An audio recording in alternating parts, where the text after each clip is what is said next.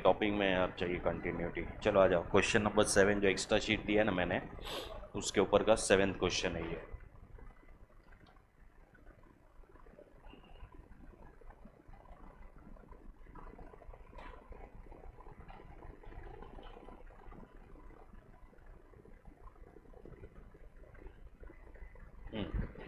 देखो क्या दिया है, Sagar industries limited is planning to introduce a new product with the projected life of 8 years. ठीक है, तो ये क्वेश्चन में भी प्रोजेक्टेड लाइफ कितना है, 8 ईयर्स का है। ठीक है, the project is to be setup in a backward region which qualifies for, ये नन नहीं है, वन नहीं है, वन,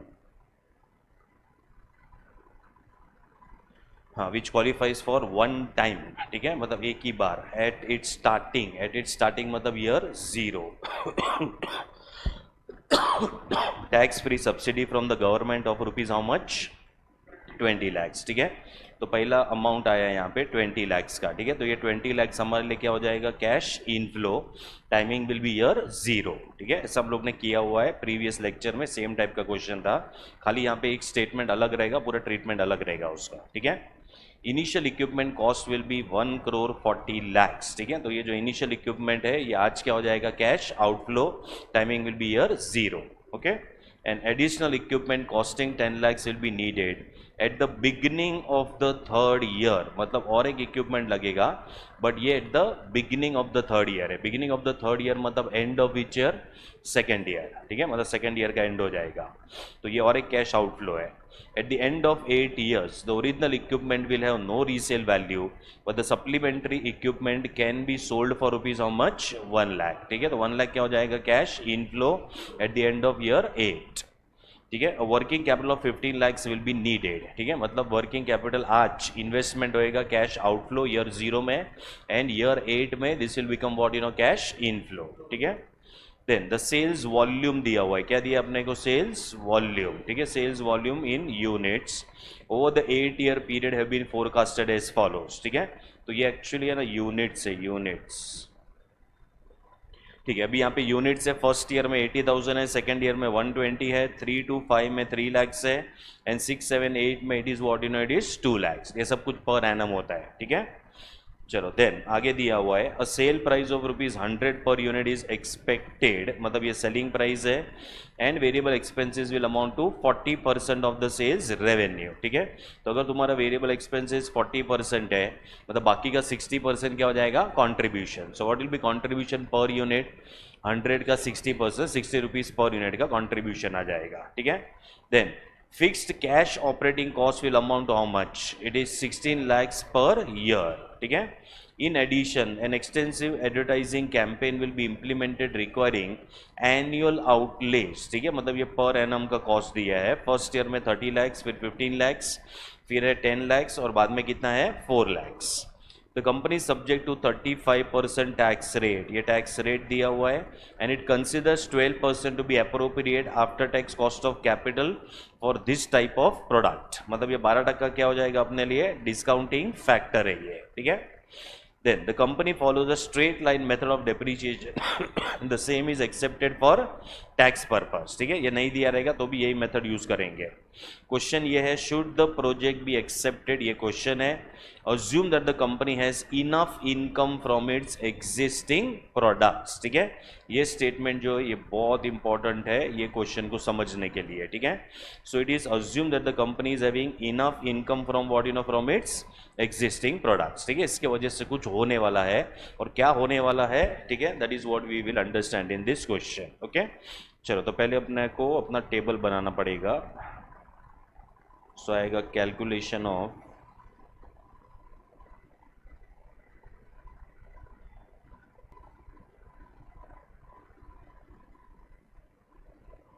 चलो पहला आएगा PVCI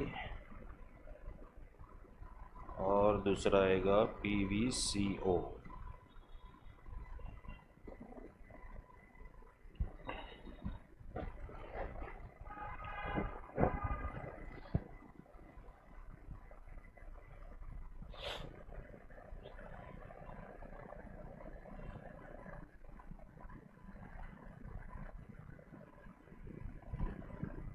स्टार्ट करूं, चलो अभी अगर हम क्वेश्चन वाइज जाएंगे, ठीक है, तो क्वेश्चन का इंफॉर्मेशन वाइज अगर जाते हैं तो सबसे पहले अपने को एक सब्सिडी मिल रहा है, ठीक है। What is the tax free subsidy we are getting, it is 20 lakhs, ठीक है। तो ये हमारे लिए क्या हो जाएगा, कैश इनफ्लो, ठीक है। तो इधर आएगा फर्स्ट टैक्स फ्री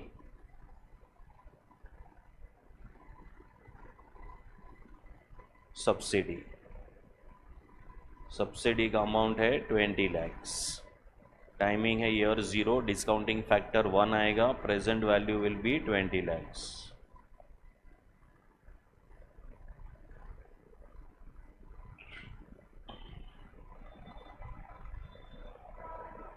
चलो इसके सामने हम क्या कर रहे हैं, हम एक मशीन बाई कर रहे हैं, ठीक है। What is the cost of the machine we are having, equipment जो बाई कर रहे हो 1 crore 40 lakhs, ठीक है। सो इधर आएगा कॉस्ट ऑफ इक्विपमेंट,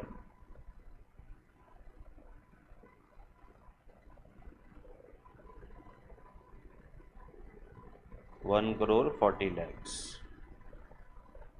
इसका भी टाइमिंग क्या रहेगा, ईयर 0, सो प्रेजेंट वैल्यू आएगा 1 crore 40 lakhs।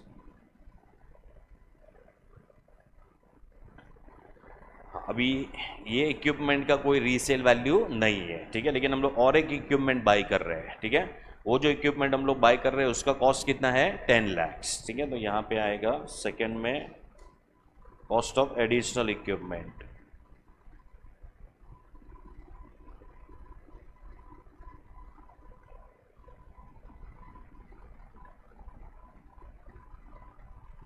so what is the cost of additional equipment is 10 lakhs।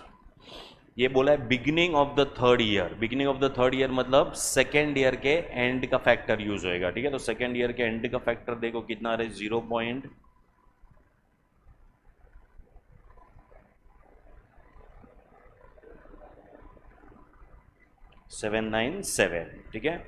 इसको 10 lakhs से मल्टीप्लाई करेंगे, इसका प्रेजेंट वैल्यू आ जाएगा, सो this will B 7,97,000।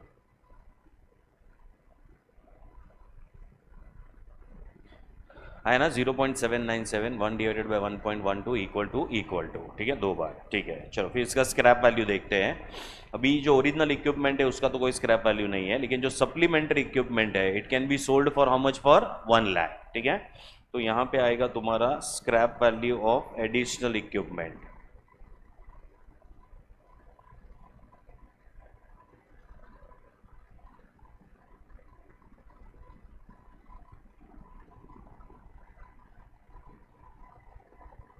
Scrap value of additional equipment amount कितना आएगा, 1 lakh।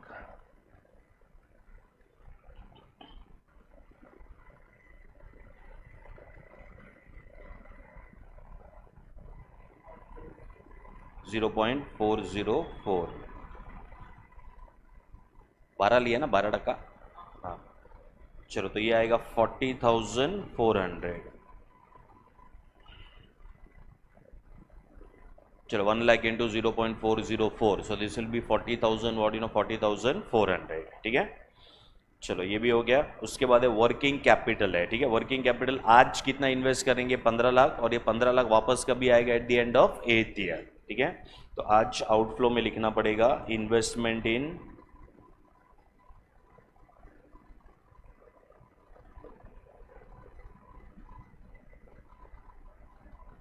वर्किंग कैपिटल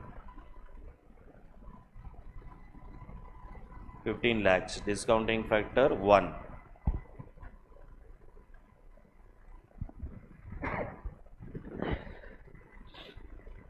तो इसका प्रेजेंट वैल्यू कितना आएगा, 15 lakhs। इमीडिएटली क्या रिकॉर्ड करने का, हमेशा इसका release,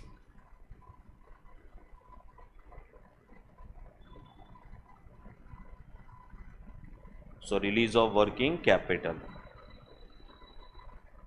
release of working capital भी 15 lakhs होएगा, लेकिन इसका टाइमिंग अभी क्या रहेगा, एंड ऑफ 8th ईयर, तो 0.404।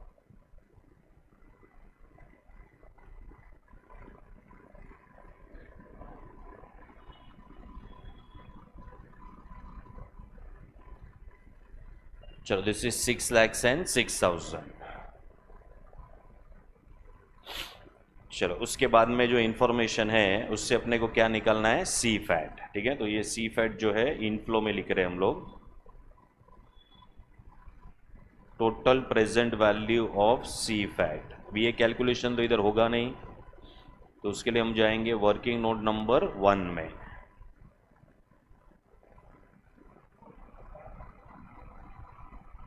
हाँ 4 आएगा ना, 1 2 3 से 5 और बाद में क्या आएगा 6 to 8।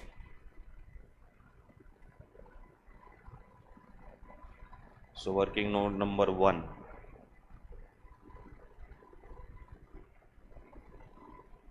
calculation of C fat 1 2 फिर 3 से 5 and 6 to 8।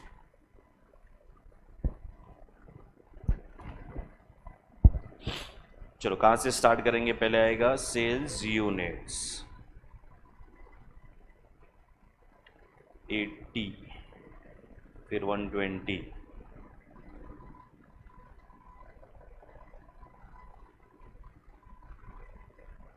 फिर कितना है 3 lakhs and 2 lakhs।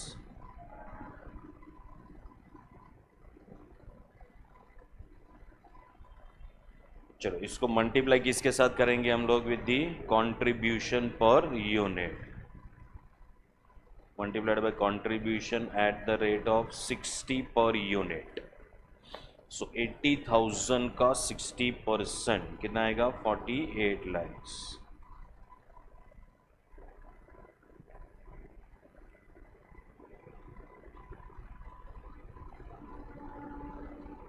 72, 1 crore 80 and 1 crore 20।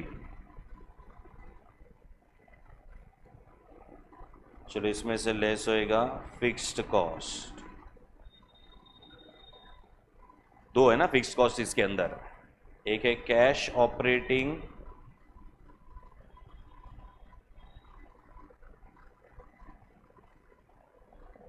One is cash operating cost और दूसरा कौन सा है एडवर्टाइजमेंट।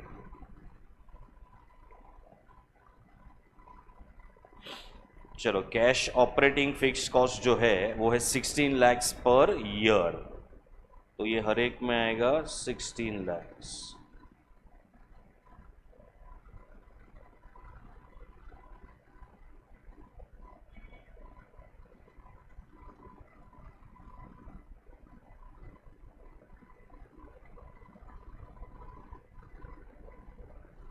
चलो उसके अलावा एडवर्टाइजमेंट है, ठीक है, एडवर्टाइजमेंट फर्स्ट ईयर में ज़्यादा है, बाद में कम हो रहा है, तो ऑब्वियस बात है नया प्रोडक्ट है इसके लिए। सो 13, 15, 10 and 4, सो 30 lakhs, 15 lakhs,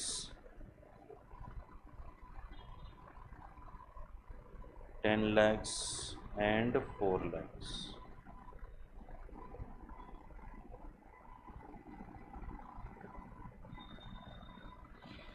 चलो कंट्रीब्यूशन में से फिक्स्ड कॉस्ट माइनस करेंगे तो क्या मिलेगा अपने को, cash flows before tax.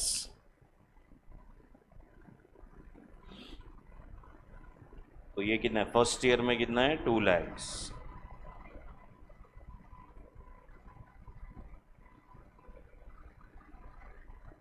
$41 lakhs।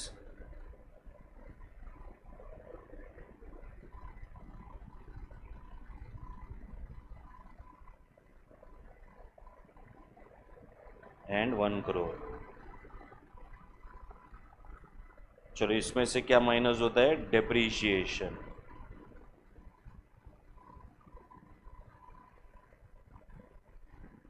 अभी डेप्रीशिएशन भी देखो, इसमें दो इक्विपमेंट है तो दोनों इक्विपमेंट का डेप्रीशिएशन का कैलकुलेशन लगेगा। सो वर्किंग नोट नंबर 2 में मैं इधर डेप्रीशिएशन का कैलकुलेशन कर रहा हूँ।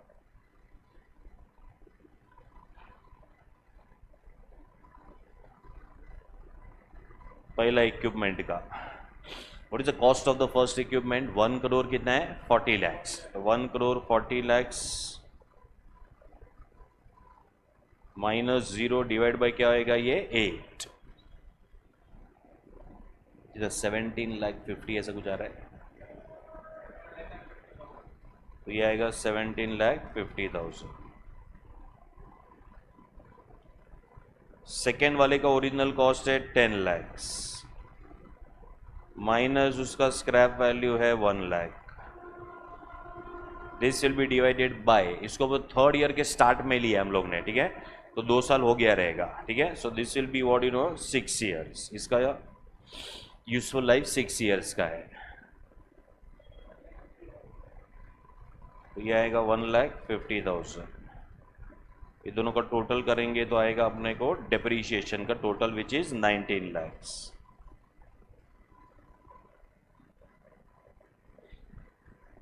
अब ये बताओ फर्स्ट ईयर में कितना डेप्रीशिएशन आएगा? 17,50,000। सेकेंड ईयर में भी 1750, लेकिन थर्ड ईयर से कितना हो जाएगा? 19 lakhs, ठीक है। तो यहाँ पे हम लोग जब डेप्रीशिएशन चार्ज करेंगे तो यहाँ से स्टार्ट होएगा 17,50,000,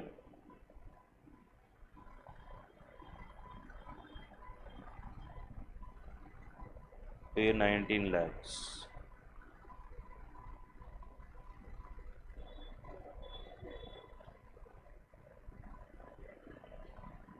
नहीं, सेकेंड में 1750 ही आएगा sir.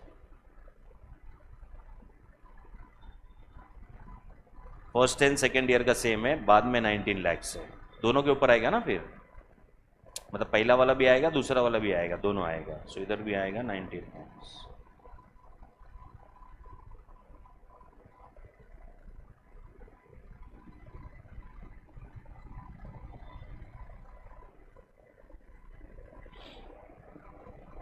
So this is net profit before tax।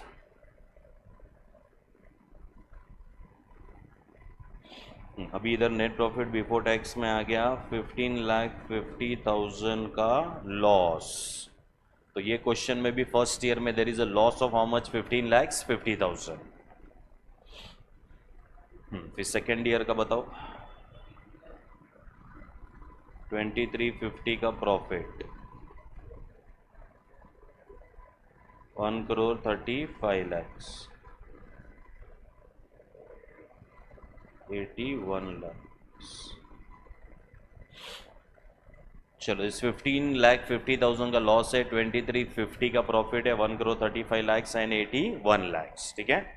अभी एकदम ध्यान से सुनना, we are going to a new concept. देखो फर्स्ट ईयर में अभी लॉस हुआ है, ठीक है। हमने एक क्वेश्चन किया था जब ये लॉस के साथ कुछ भी नहीं किया था और लॉस को पकड़ के पूरा कैलकुलेशन कर दिया था हम लोग ने, ठीक है। वो अपना क्वेश्चन नंबर 1 था, ठीक है, अपने बुक में से जो क्वेश्चन नंबर 1। फिर हम क्वेश्चन नंबर 8 पे गए थे, उधर बोला था कि लॉस को अपने को क्या करना है, उसको सेट ऑफ करना है, ठीक है। तो हम लोग ने सेकेंड ईयर के प्रॉफिट के सामने क्या कर दिया, उसको सेट ऑफ कर दिया, ठीक है। यहाँ पे एक स्टेटमेंट लिखा है, यहाँ पे जो स्टेटमेंट लिखा है उसमें लिखा है assume that the company has enough income from its existing products, ठीक है। मतलब ये लोग क्या बोल रहे हैं मालूम है, कैलकुलेशन समझो आप। देखो कंपनी का ना एक ओल्ड प्रोजेक्ट चल रहा है,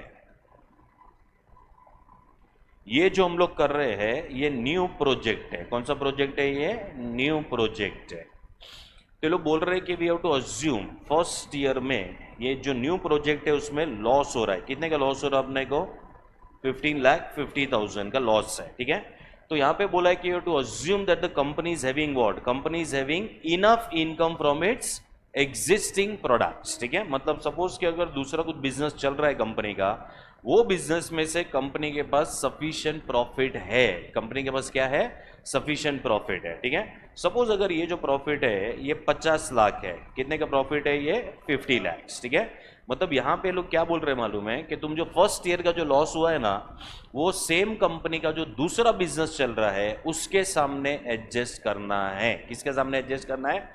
सेम कंपनी का दूसरा बिजनेस का जो भी प्रॉफिट्स रहेगा उसके सामने अपने को क्या करने के लिए बोला है? एडजस्ट करने के लिए बोला है, ठीक है। मतलब ये 15,50,000 को हमें क्या करना पड़ेगा? हमें दूसरे प्रोजेक्ट के प्रॉफिट के सामने एडजस्ट करना पड़ेगा, ठीक है। अभी देखो सपोज अगर ये लॉस नहीं है तो ओल्ड प्रोजेक्ट के ऊपर हम लोग कितना टैक्स पे करने वाले थे? सो कितना परसेंटेज ऑफ टैक्स यहाँ पे? 35 है, ठीक है। तो 50 लाख के ऊपर हम लोग 35% टैक्स पे करेंगे। So what is amount of tax आ रहा है जरा बताओ मुझे? 17,50,000। तो ये किसके ऊपर कैलकुलेट किया हम लोग ने? 50 lakhs के ऊपर, ठीक है। मतलब अगर सपोज ये लॉस नहीं है तो कंपनी 50 लाख का जो भी प्रॉफिट हो रहा था उसके ऊपर कंपनी क्या करेगा? उसके ऊपर कंपनी 35% का टैक्स पे करेगा। सो द अमाउंट इज 17,50,000, ठीक है। लेकिन अभी क्या होगा मालूम है? अभी ये जो लॉस है ना, लॉस ये हमें एडजस्ट करने के लिए मिलेगा। तो अभी जो कंपनी टैक्स पे करेगा वो 50 लाख के ऊपर नहीं करेगा, it will be on 50 lakhs minus 15,50,000, उसके ऊपर कंपनी क्या करेगा, 35% का टैक्स पे करेगा। ठीक है, तो कितना, हाँ, तो 34,50,000 के ऊपर 35% मतलब कितना,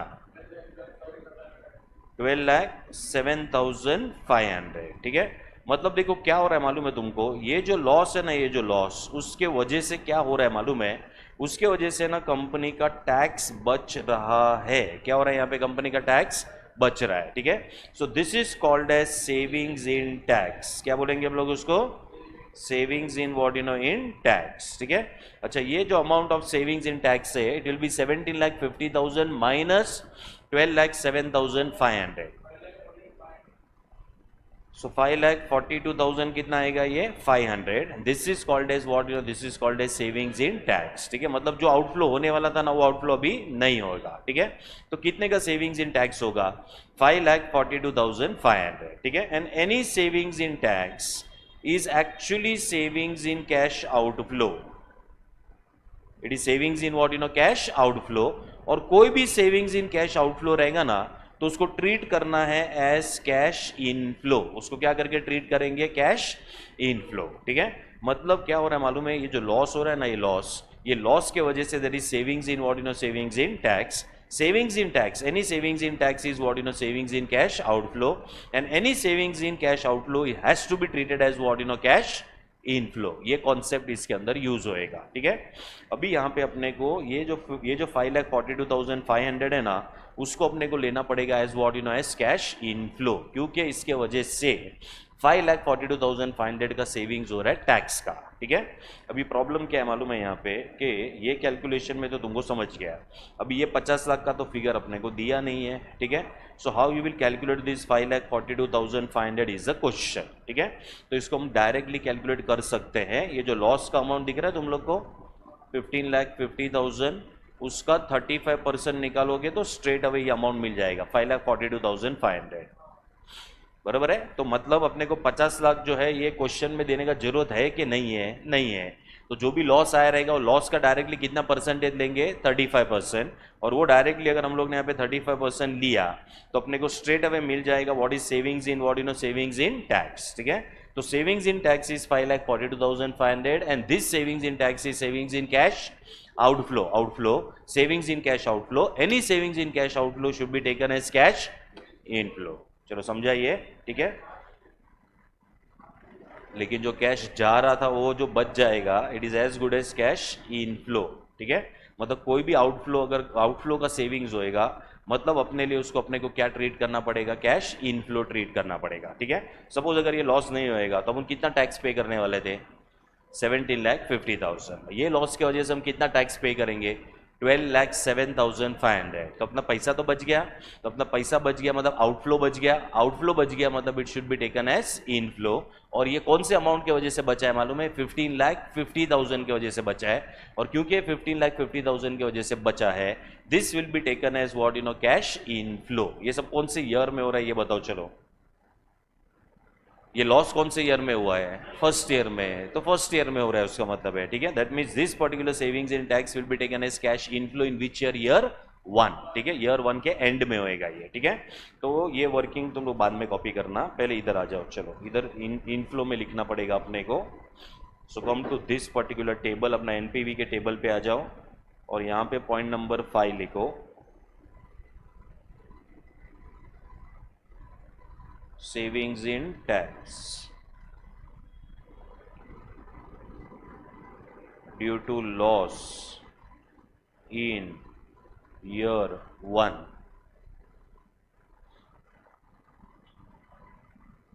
कैसे कैलकुलेट कर रहा हूँ वो भी लिख देते हैं यहाँ पे। 15,50,000 का कितना परसेंटेज है, 35%। So what will be this amount now, 5,42,500। हाँ, तो ये फर्स्ट ईयर के एंड पे आएगा 0.893।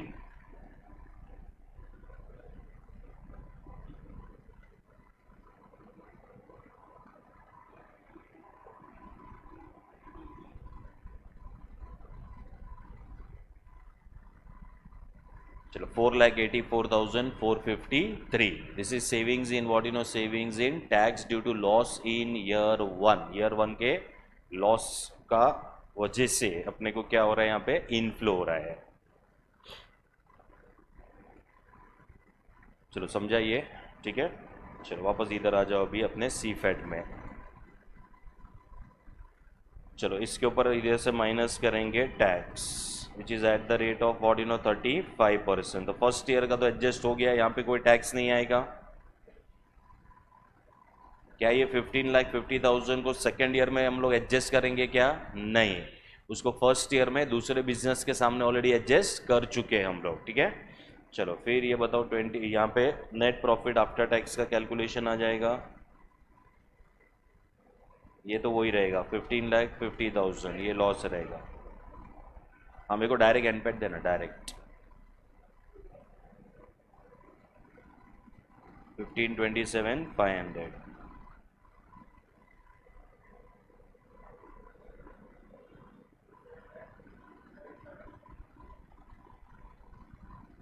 $87,75,000.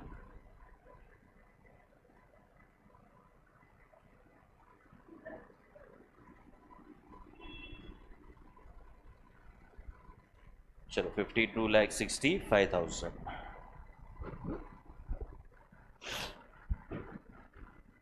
इसमें हम लोग क्या करेंगे अभी, ऐड बैक कर देंगे डेप्रीशिएशन. फर्स्ट ईयर का डेप्रीशिएशन है 1750, सेकेंड ईयर का भी है 1750, 19 and 19.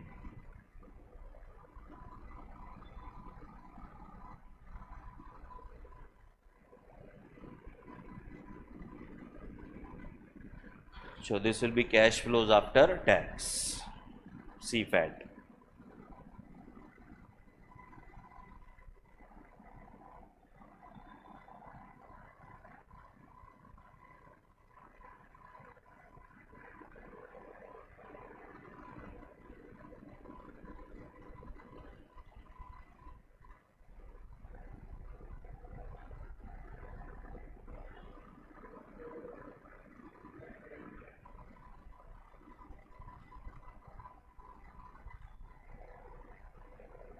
$1,06,75,000,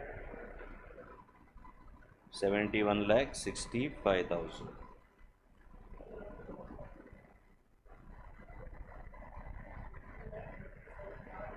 प्लस है बेटा, डेप्रीशिएशन एड बैक. चल into discounting factor at the rate of 12%.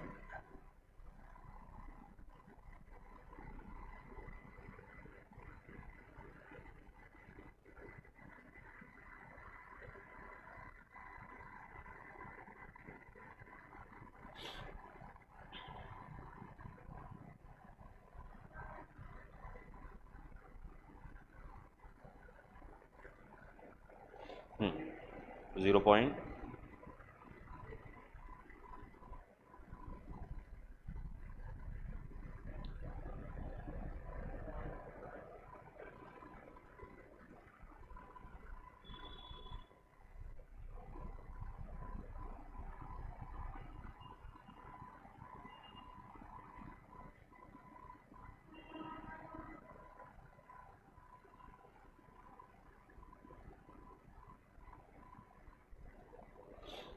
इधर क्या आएगा तुमको मालूम है ना, third year, fourth year, fifth year, ये तीनों का टोटल आएगा यहाँ पे. एन्युटी फैक्टर आएगा 1.915. और इधर आएगा sixth year, seventh year, eighth year का टोटल आएगा.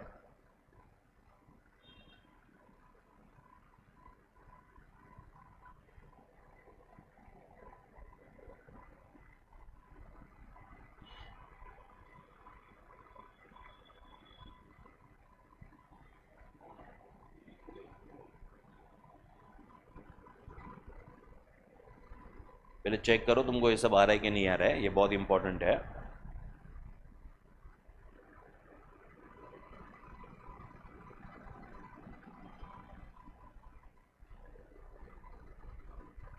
चलो this will give you PV, present value.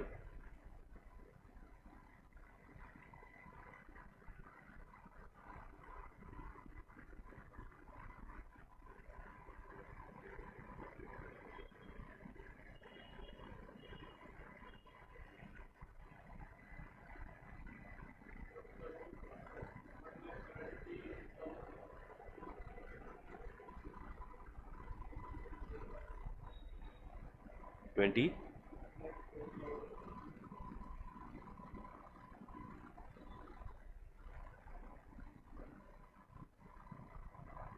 1,78,600 पहले वाले का है. सेकेंड ईयर का है 26,12,168.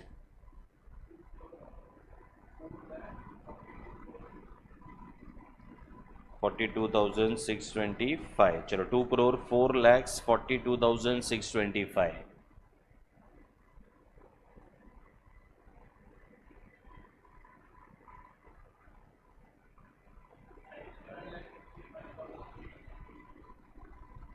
97,65,895. इसका अपने को टोटल चाहिए. Total PV of C fat.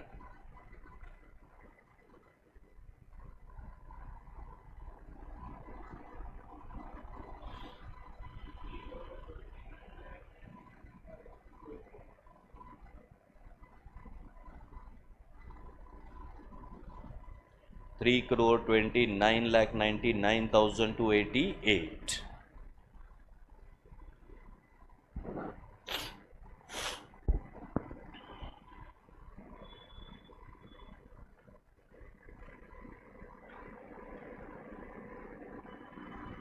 चलो इसके अलावा और कोई कैश इनफ्लो आउटफ्लो नहीं है. पीवीसीआई का टोटल मारो, पीवीसीओ का टोटल मारो और एनपीवी का कैलकुलेशन करो.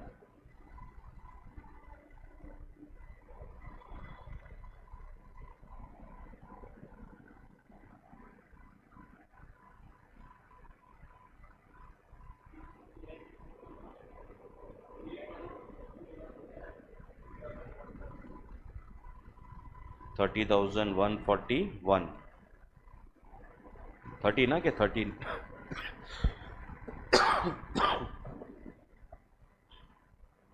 30,141. ठीक है, फिर इसका बताओ.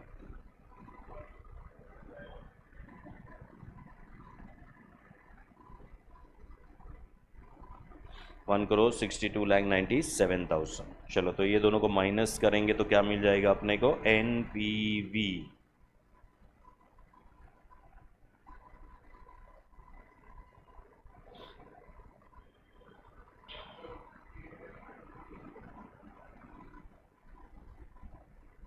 $33,141. 1,98,33,141.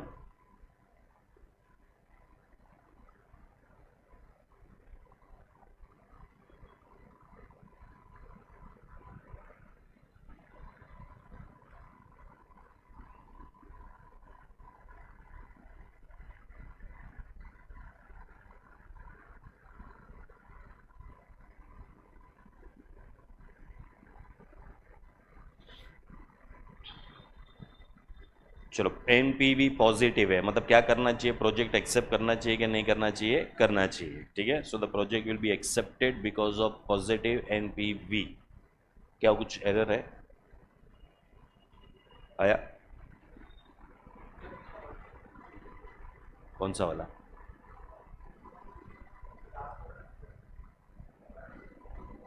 हाँ समझा, अभी समझा. हाँ ये अभी ये मतलब हर क्वेश्चन में होने वाला है ये. हाँ चलो अभी कौन सा वर्किंग चाहिए तुम लोग को? ये वाला वर्किंग चाहिए. डेप्रीशिएशन हो गया ये वाला.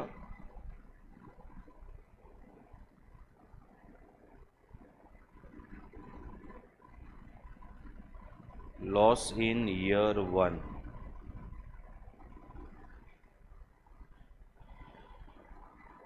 चलो इसके बाद एक नोट लिखा रहा हूँ इसके ऊपर. हाँ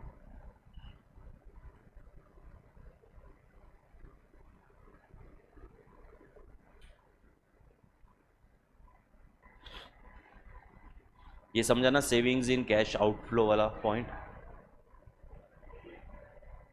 हाँ, अभी ये बहुत सारे आगे के क्वेश्चंस में आएगा, ये अलग अलग वे से आएगा, अपने को समझना पड़ेगा कि ये है करके। ठीक है, लिखा, ये लिखा। चलो एक नोट लिखो। अभी देखो ये चैप्टर में है ना क्या होने वाला है मालूम है, जो कैश इनफ्लोज है ना, दो प्रकार के हो जाएंगे अभी आगे जाके।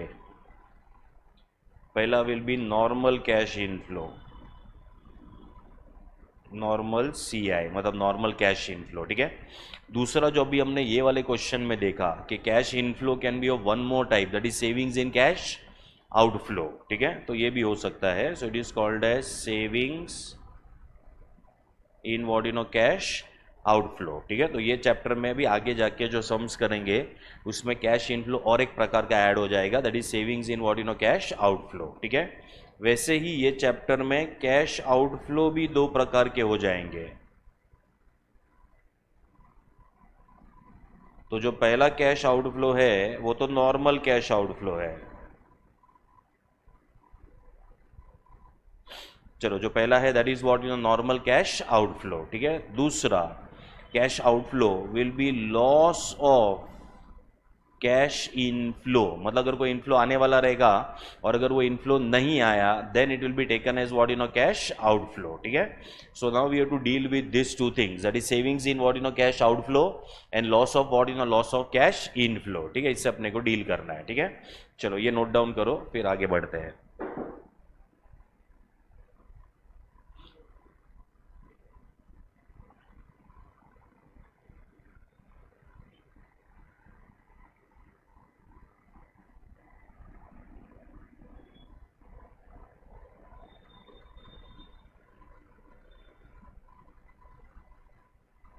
Cash inflows are of two types, cash outflows are of two types.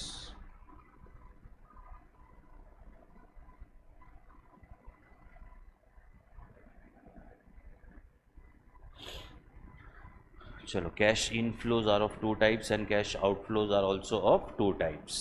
Normal cash outflow, loss of cash inflow.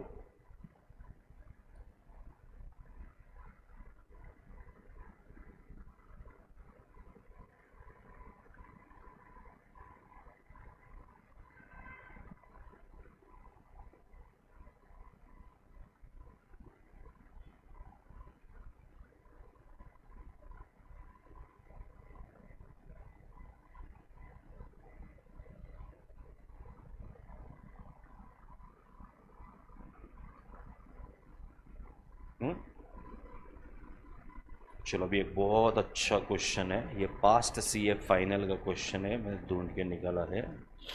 Question number 8 extra में से, very good question. So this is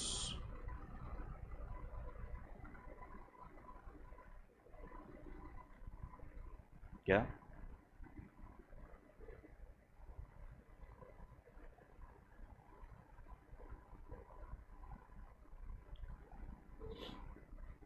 क्या हुआ? एक रेशियो और एक ये, बाकी समय आ भी सकता है नहीं भी आ सकता है। और ये इतना इम्पोर्टेंट है, ये बेस है सीए फाइनल का। तो सीए फाइनल में इधर से कंटिन्यूएशन होएगा आगे। तो मैं इसके लिए नहीं बोल रहा था, और तुम लोग देख रहे हो ना क्या लेवल का है ये टॉपिक। हाँ मतलब अलग ही है कुछ, पूरा एफए में एक साइड पे। हाँ है सिंपल, लेकिन इतना सारा चीज़ आएगा ना और आते जाएगा वैसा है। हाँ अरे पूरा ऐड होते जाएगा। 10 मार्क मतलब 10, अरे अभी रुक जा अभी और आगे जाने दे। हाँ फिर थोड़ा दिमाग भी खराब होएगा इसमें। हाँ ये तो मैं इसके लिए ऐसा सेट कर रहा हूँ ताकि तुम लोग को वो और भी कंफर्टेबल लगे इसके लिए। ठीक है, अभी देख ये वाला क्वेश्चन देख, थोड़ा अलग लेवल का है। ठीक है, हाँ अब ये पहले टॉपिक सीए फाइनल में था। ठीक है, उसके बाद में अभी पूरा का पूरा इंटर में डाल दिया वो लोग ने, सीए फाइनल में कुछ भी नहीं बचा है।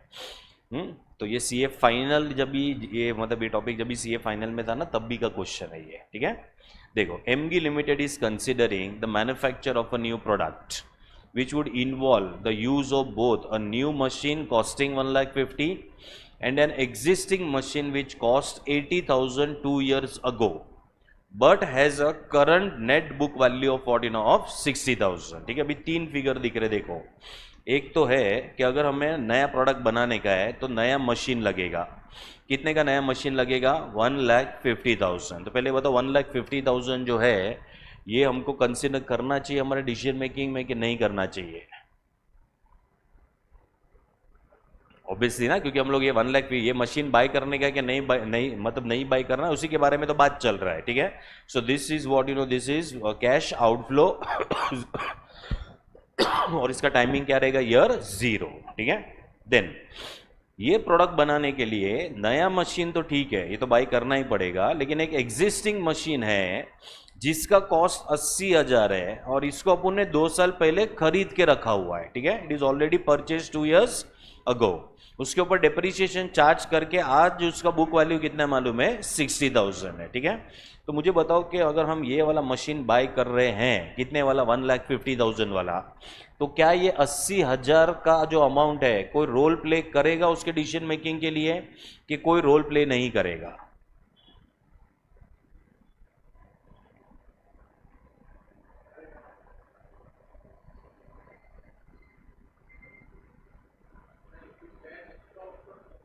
मतलब ये जो 80,000 है, ये तुम नया मशीन बाय कर रहे हो तो तुमको ये 80,000 रुपया और भी तुम लोग को स्पेंड करना है कि ऑलरेडी पहले स्पेंड कर चुके हो?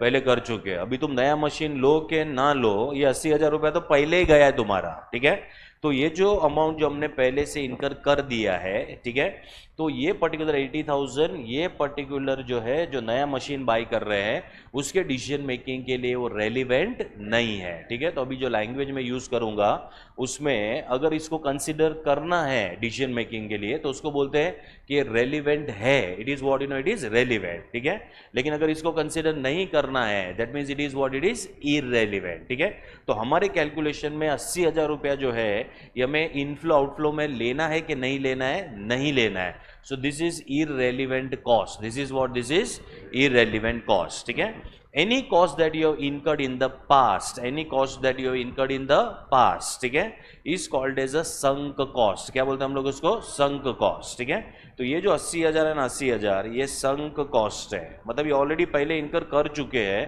अभी अगर नया मशीन बाय करना है तो 80,000 वापस स्पेंड करने का जरूरत नहीं है। ठीक है, अच्छा, फिर ये जो 80,000 का मशीन जो 2 साल पहले हम लोग ने यूज कर लिया था, ठीक है, उसका आज का बुक वैल्यू डेप्रिसिएशन चार्ज करने के बाद उसका आज का वैल्यू जो 60,000 है। ठीक है, तो मेरा क्वेश्चन ये है कि क्या ये 60,000 रेलिवेंट है कि इररेलिवेंट है?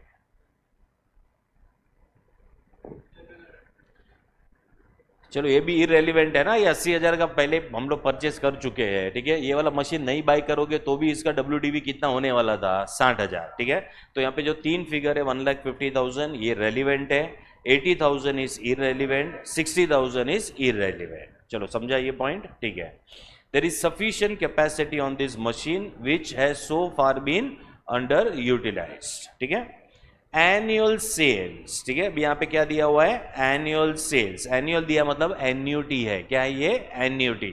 एवरी ईयर का जो अमाउंट है वो सेम रहेगा। ठीक है, annual sales of the product will be 5,000 units selling at what selling at ₹32 per unit. ठीक है, मतलब एवरी ईयर हम लोग 5,000 यूनिट्स बेचेंगे and the selling price per unit will be how much? Will be 32। Unit cost will be as follows. Direct material 7 रुपया per unit. Direct labour में एक labour एक यूनिट के लिए 4 घंटा स्पेंड करेगा और उसको पेमेंट किया जाएगा 2 पर आवर। ठीक है, तो 4 × 2 कितना हो जाएगा? 8। ऐसा करके ये 8 रुपीज पर यूनिट दिया हुआ है अपने को। ठीक है, fix cost including depreciation is 9 rupees per unit और ये सब मिला के टोटल कितना दिया हुआ है? 24। Okay, then the project would have a 5-year life. ठीक है, दैट मीन्स कि जो भी कैलकुलेशन करना 5 साल का कैलकुलेशन करना है। ठीक है, तो मेरे को बताओ जो 5,000 यूनिट्स का जो सेल हो रहा है वो सिर्फ ईयर 1 में होएगा, ईयर 2 में होएगा कि एवरी ईयर होएगा for 5 years? Every year for 5 years। So it is a 5-year annuity। It is what it is? A 5-year annuity। ठीक है, after which the new machine would have a net residual value of 10,000। ठीक है, मतलब जो नया machine bye करेंगे उसका scrap value है कितना है? 10,000। ठीक है, रेलिवेंट है कि इररेलिवेंट है? रेलिवेंट है। So this will be taken as what cash inflow. ठीक है, इनफ्लो एंड उसका टाइमिंग क्या रहेगा? ईयर 5। चलो समझा। अभी देखो ये बहुत इंपॉर्टेंट है जो मैं यहाँ पे मार्किंग कर रहा हूँ वो, because the direct labour is continually in short supply, labor resources would have to be diverted from other work which currently earns a contribution of rupees 1.50 per direct labor hour। ठीक है, चलो ये statement का क्या मतलब है पहले ये समझाओ, ये समझ गया तो अपन जो है दूसरे पॉइंट पे जा सकेंगे।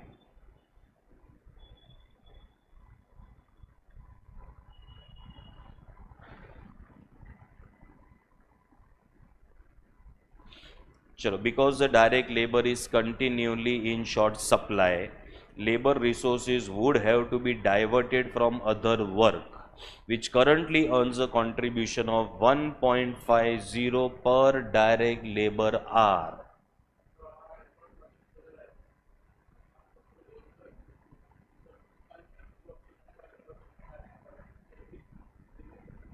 बरोबर है।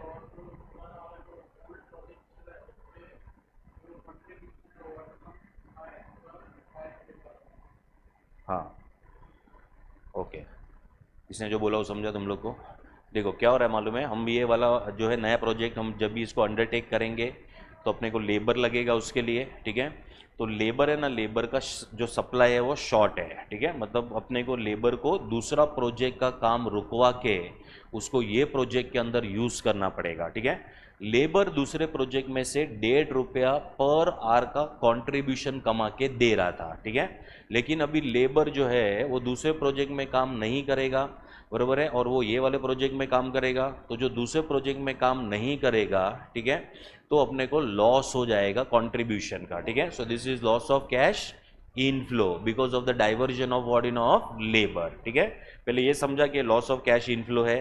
ठीक है, अभी कितना लॉस ऑफ कैश इनफ्लो है उसका भी कैलकुलेशन करना पड़ेगा। ठीक है, अच्छा अभी लेबर अगर शॉर्ट सप्लाई में है, मतलब लेबर यहाँ पे काम करेगा, लेबर यहाँ पे काम करेगा, तो लेबर कितना यूनिट्स का मैन्युफैक्चरिंग के लिए काम करेगा, 5000 यूनिट्स। ठीक है, एक यूनिट को कितना टाइम लग रहा है बनाने के लिए, 4 आवर्स लग रहा है। कितना लग रहा है, 4 आवर्स। ठीक है, मतलब लेबर यहां पे ये प्रोजेक्ट में कितने आवर्स के लिए टोटल काम करेगा, तो 5000 इंटू 4 इतने के लिए काम करेगा, 20,000 आवर्स यहां पे काम करेगा।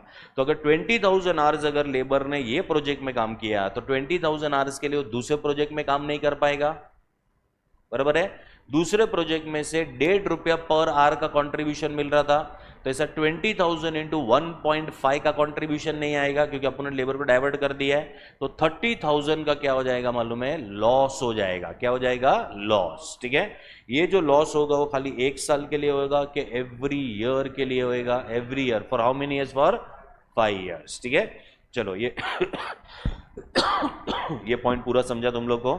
सो what is this point, this point is about loss of cash inflow, और उसका अमाउंट मैंने कैलकुलेट करके दिया है। What is the loss of cash inflow, we are having 5,000 into 4, 20,000, 20,000 into 1.5, तो ऐसा करके 30,000 रुपए का क्या हो जाएगा, लॉस होएगा every year, first year, second year, third year, fourth year, fifth year. ठीक है, चलो then the fixed overheads absorption rate, ये सुना है कभी, क्या पहली बार सुन रहे हो,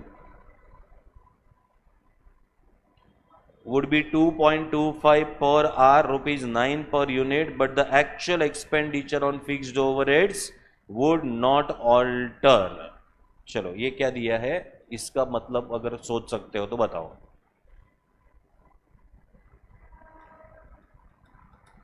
कॉस्टिंग में हुआ, एब्जॉर्प्शन रेट हुआ, कॉस्टिंग में नहीं हुआ अभी तक। ठीक है, वो हो गया रहता तो मेरा काम और इजी हो जाता था, तो डायरेक्ट ही समझ जाते थे। देखो मेरे को ये बताओ पहले, फिक्स्ड कॉस्ट जो होता है, फिक्स्ड कॉस्ट उसको एक्सप्रेस कैसे किया जाता है, मतलब फिक्स्ड कॉस्ट, वेरिएबल कॉस्ट को कैसे एक्सप्रेस किया जाता है, तो या तो परसेंटेज होता है या तो पर यूनिट होता है। ठीक है, वैसे फिक्स्ड कॉस्ट को कैसे एक्सप्रेस किया जाता है, तो पर एनम होता है। क्या होता है, पर एनम, मतलब fixed cost is 1,50,000 per annum और 2 लाख रुपीज पर एनम, ऐसा करके फिक्स्ड कॉस्ट आता है। ठीक है, यहाँ पे लोग ने है ना बोला है कि फिक्स्ड कॉस्ट को है ना ये लोग ने जबरदस्ती कन्वर्ट किया है। क्या किया, जबरदस्ती कन्वर्ट किया है। ठीक है, पर यूनिट में उसको कन्वर्ट किया है। क्या किया है? उसको पर यूनिट में कन्वर्ट किया हुआ है, ठीक है।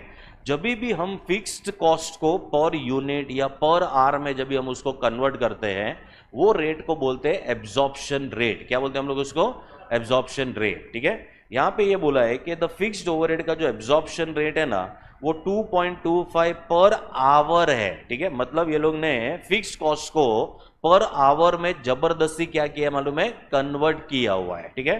So the amount is what 2.25 per hour दिया हुआ है, दैट इज 9 पर यूनिट। अभी 9 पर यूनिट कैसे मिलेगा?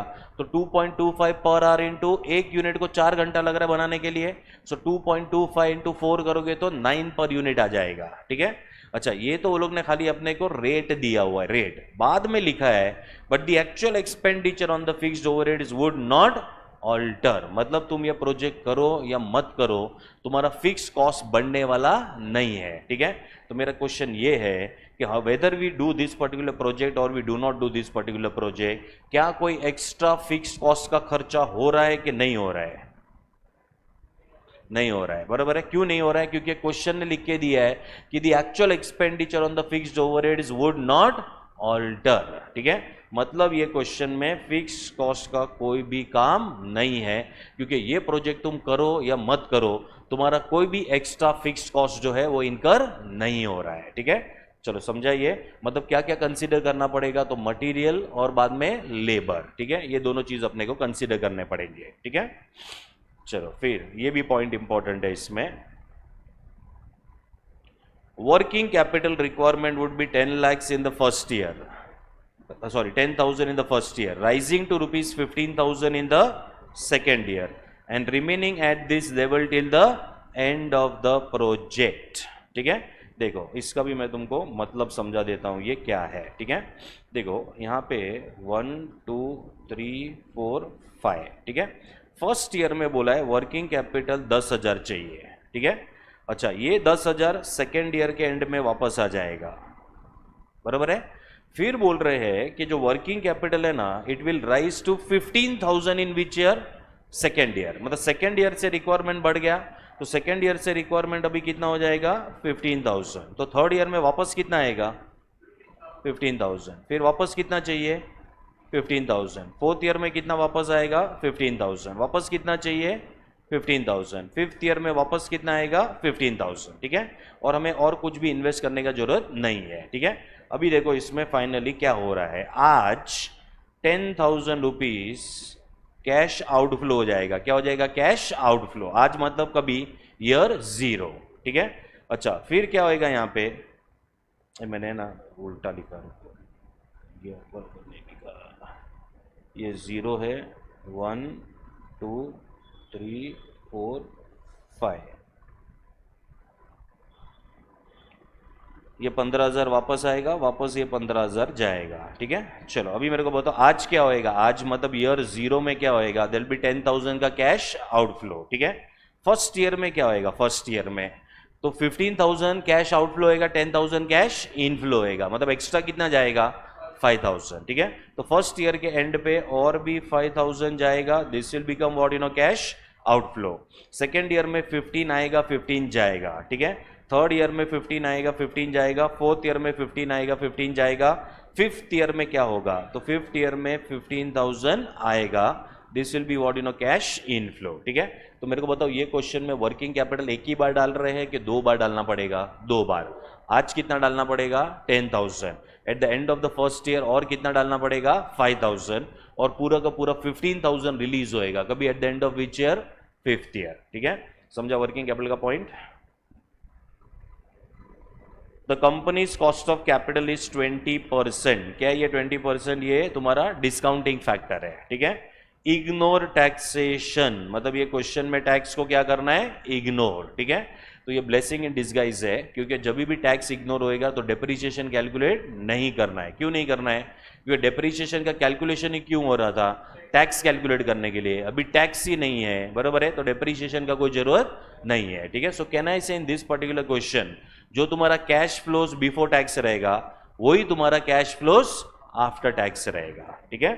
चलो क्वेश्चन ये है, is the project worth while, मतलब ये प्रोजेक्ट करना चाहिए या फिर नहीं करना चाहिए, ठीक है। चलो पूरा क्वेश्चन समझा? अभी तुमको समझा जो अभी तक हम कर रहे थे और ये क्वेश्चन में क्या डिफरेंस हो गया वो? चलो पहले अपन अपना एनपीवी का टेबल बनाएंगे। सो इधर आएगा calculation of net present value.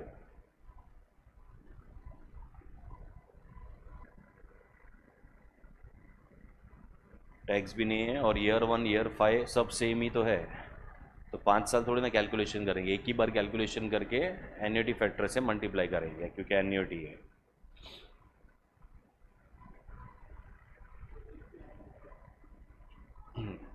चलो अभी पहले सबसे पहले तो cost of the new machine आएगा 1,50,000 का, ठीक है। सो पीवीसीओ में फर्स्ट आएगा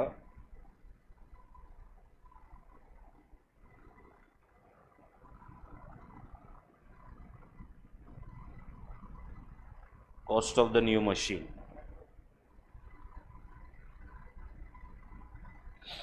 चलो 1,50,000, ठीक है। 1,50,000 टाइमिंग इज ईयर 0, सो 1,50,000।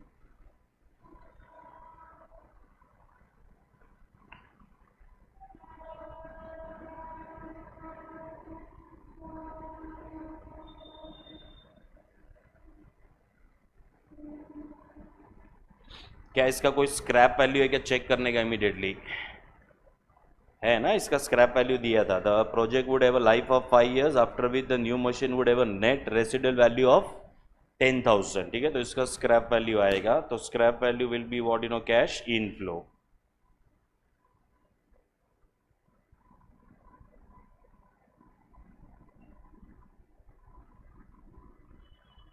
सो इधर आएगा scrap value at the what, at the and.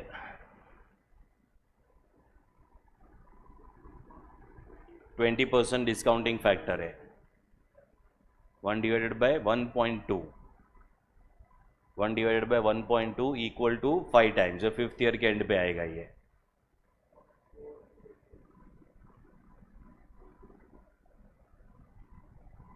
सो ये आएगा 4020।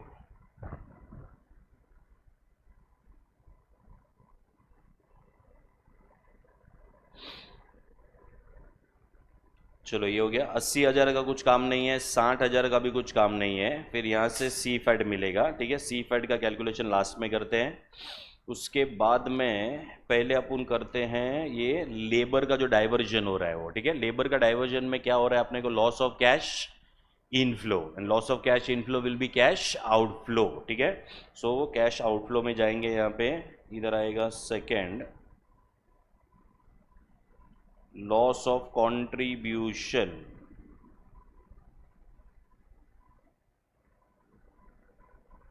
Due to diversion of labor, loss of contribution due to what, due to diversion of labor। कितना? 5,000 यूनिट्स के हिसाब से 4 आवर्स पर यूनिट के हिसाब से 20,000 आवर्स का डाइवर्जन होएगा, उसके ऊपर 1.5 रुपया पर आवर। सो 30,000 का there is a loss of cash inflow. हाँ, सो 30,000 का लॉस ऑफ कैश इनफ्लो हो गया। अभी इसको हम लोग किसके साथ मल्टीप्लाई करेंगे? First year, second year, third year, fourth year, fifth year के एन्युटी फैक्टर। एन्युटी फैक्टर क्योंकि हर साल होने वाला ही है। For how many years? For 5 years. So 1/1.2 equal to 5 times, बाद में जीटी करो।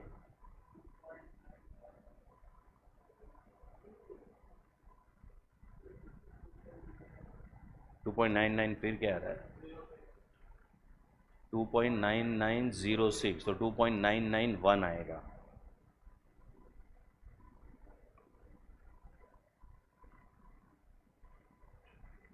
ये वाला फैन करना, अभी भी गर्मी हो रही है।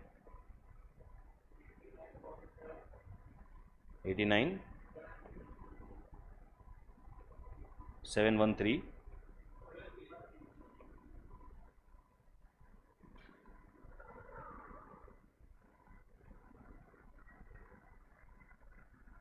તારે ત્યાં બેસવું તો તે તું ક્યાં બેસી રહ્યા છે? નથી ને?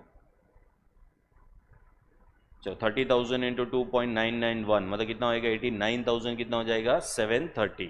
ये समझा 2.991 के साथ क्यों मल्टीप्लाई किया उसको? हाँ, क्योंकि एन्युटी है वो, ठीक है, एवरी ईयर का है, loss of contribution is every year.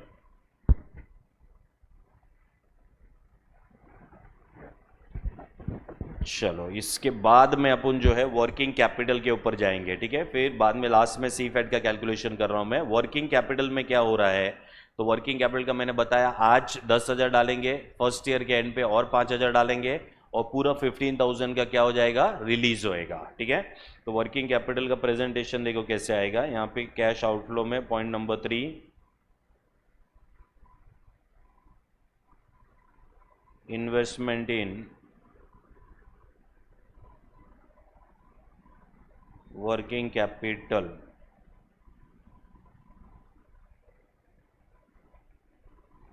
Year 0 year 1, year 0 में 10,000 और ईयर 1 में कितना आएगा 5,000।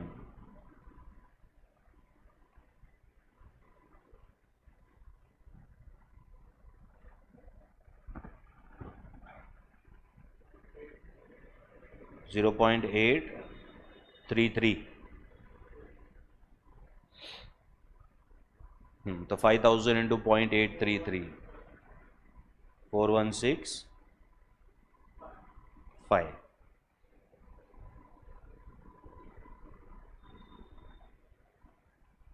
चलो इधर आएगा पूरा रिलीज हो जाएगा, सो रिलीज ऑफ वर्किंग कैपिटल,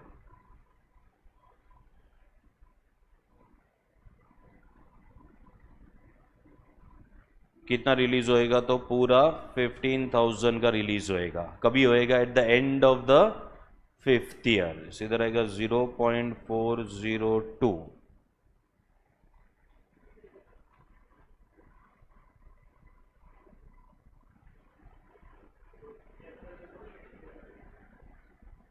एक ही अमाउंट है बेटा, 5th ईयर के एंड पे एक सिंगल अमाउंट है, तो सिंगल अमाउंट मतलब एक ही अमाउंट आएगा खाली।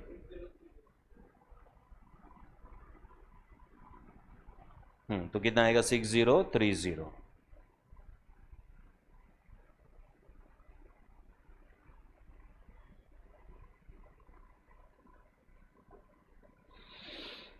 चलो अभी इधर आएगा थर्ड,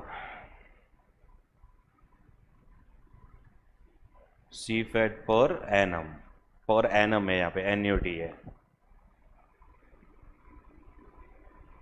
वर्किंग नोट नंबर 1 बहुत छोटा वर्किंग नोट है ये,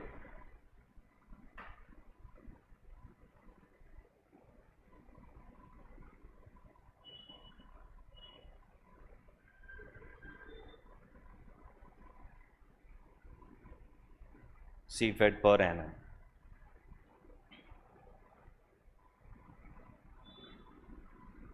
चलो सेल्स पर एनम 5,000 यूनिट्स का 32 रुपीज़ के हिसाब से सेल्स होगा, तो 5,000 इंटू 32 करना है, 1,60,000 लेस। देखो इसमें क्या क्या कॉस्ट माइनस होएगा, एक मटेरियल का कॉस्ट माइनस होएगा और एक डायरेक्ट लेबर, बस ये दो ही माइनस होएगा खाली, ठीक है। सो इधर आएगा लेस मटेरियल्स, मटेरियल 5,000 यूनिट्स के लिए what is the material cost we are having 7, so into क्या होएगा into 7,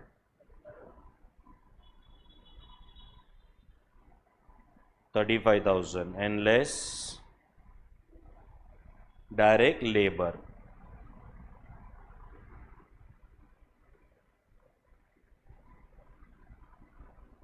so 5,000 into what is labor cost we are having 8,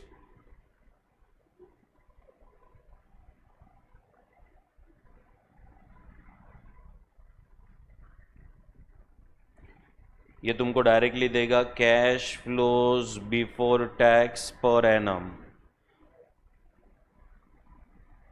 85,000, और यही तुम्हारा कैश फ्लोज आफ्टर टैक्स पर एनम है भाई 85,000। So cash flows before tax per annum, cash flows after tax per annum.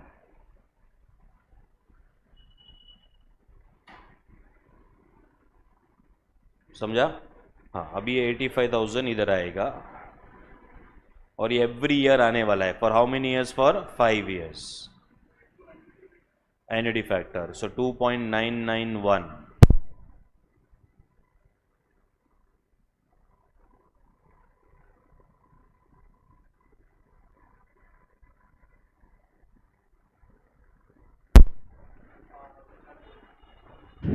हाँ, हो गया. नहीं नहीं, हो गया, ये बंद हो गया था, हो गया चालू.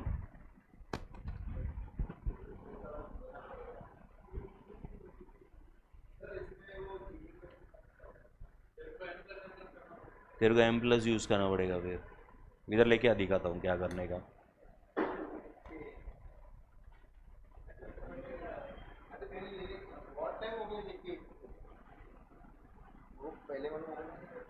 किधर है? जीटी है ही नहीं तेरे में. हाँ सर, नहीं तो ये दबाया था. क्या नहीं है? 1/1 पॉइंट.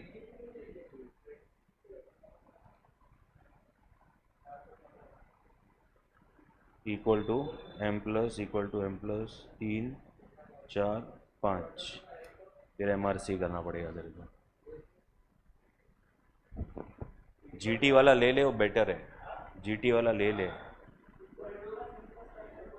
हाँ, वो एम प्लस में किधर मिस्टेक हो गया ना तो लफड़ा है.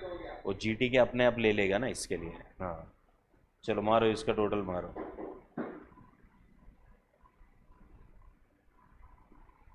2,53,895.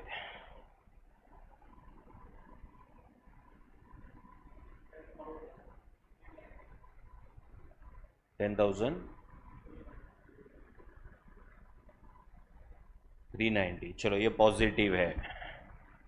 तो क्या करना चाहिए? प्रोजेक्ट एक्सेप्ट करना चाहिए.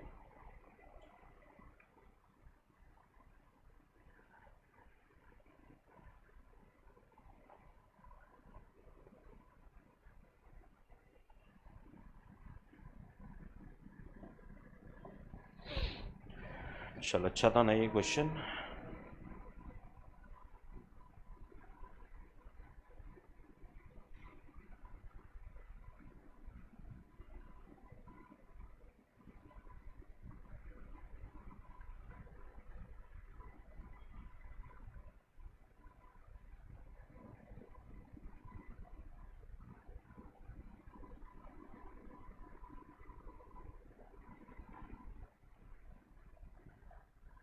अपना बुक में बता, तो पेज नंबर क्या है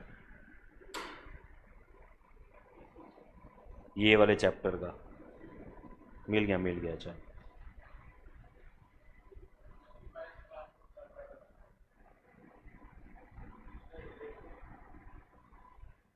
क्या हुआ?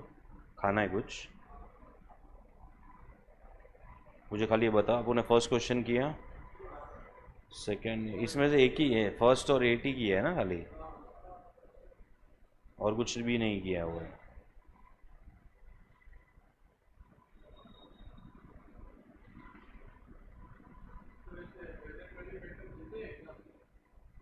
अभी चालू किया है वो लोग ने, क्योंकि टाइम थोड़ा कम हो गया है ना, इसके लिए अभी देने का चालू किया है. तो देगा तो अच्छा है, नहीं देगा तो आता है कैसे कैलकुलेट करना है ना, वैसे कर लेंगे. एमसीक्यू, हाँ, पूरा एक स्टोरी बना के देगा, उसको सॉल्व करने का वैसे. ठीक है, ले लो. चल ब्रेक, जाओ कुछ खा के आओ फटाफट, फिर आगे बढ़ते हैं. आज अभी और कुछ भी इतना नया नहीं है आज.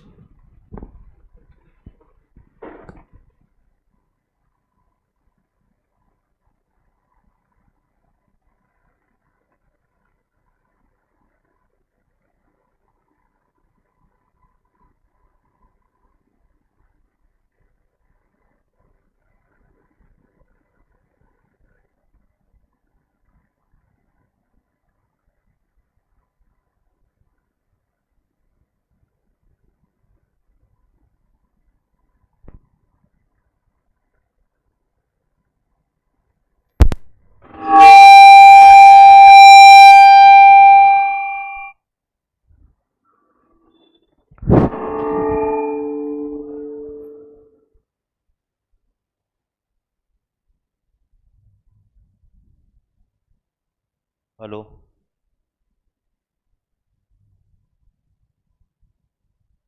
हेलो।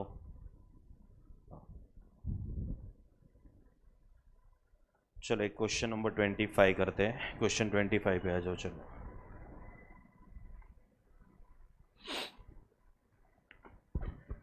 हाँ, अभी ये क्वेश्चन हम लोग इसके लिए कर रहे हैं क्योंकि इसमें WDV मेथड ऑफ डिप्रिशिएशन है, ठीक है, उसके लिए we are doing this question.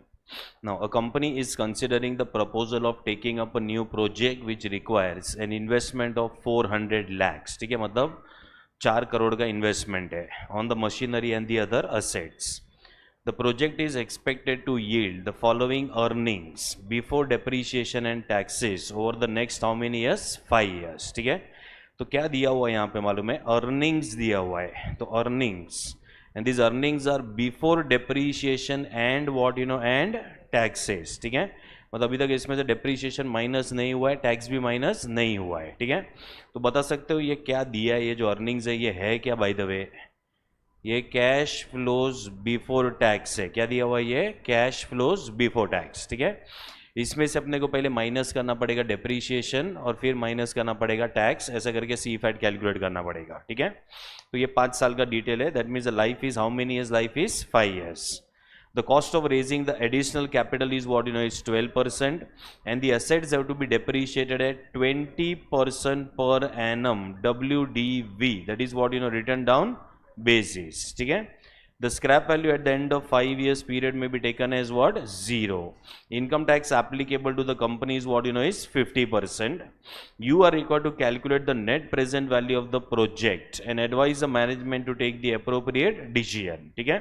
इसमें और एक कैलकुलेशन है जो अपना हुआ नहीं है। Also calculate the internal rate of return of the project. उसके लिए अपन बाद में एक पेज छोड़ देंगे। अभी अपने को सिर्फ क्या करना है? एनपीवी करना है, ठीक है। और हमें यहाँ पे डिस्काउंटिंग फैक्टर क्वेश्चन में दे दिया है। So the net present value जो है अपने को कैलकुलेट करके देना है। अच्छा, यहाँ पे अपने को बोला था कि ये cost of raising additional capital is what you no is 12%, मतलब 12% से अपने को क्या करना पड़ेगा? डिस्काउंटिंग पूरा का पूरा करना पड़ेगा, ठीक है। तो बाकी के रेट्स क्यों दिए क्वेश्चन में? तो बाकी के जो रेट्स है वो IRR कैलकुलेट करने के लिए दिया हुआ है। तो जैसे अपन IRR करेंगे अपने को समझ जाएगा कि बाकी का रेट्स जो है वो क्या काम का है वो, ठीक है। So as of now we are having what you know we are having 12% as what is as a discounting rate, ठीक है। तो पहले अपना टेबल बनाएंगे अपन।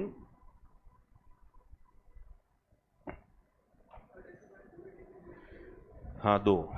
मतलब तुमको इसमें रुपीज़ इन लैक्स रखना है कि क्या करूँ? ज़ीरो डाल दूँ?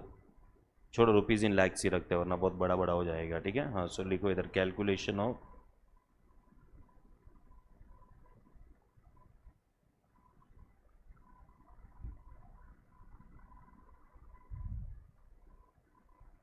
net present value which is NPV।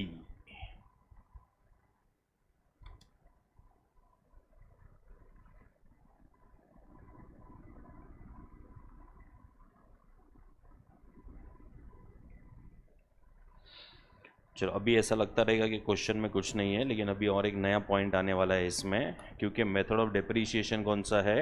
WDV है।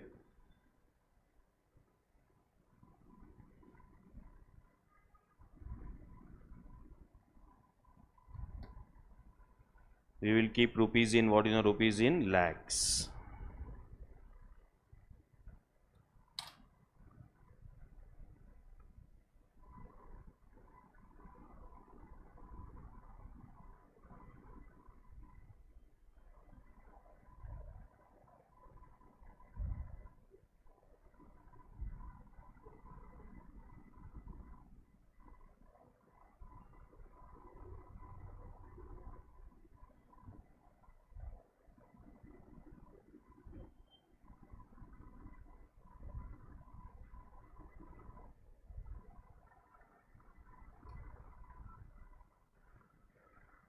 चलो, serial number, particulars, cash flow, discounting factor at the rate of 12% और present value. First will be PVCI।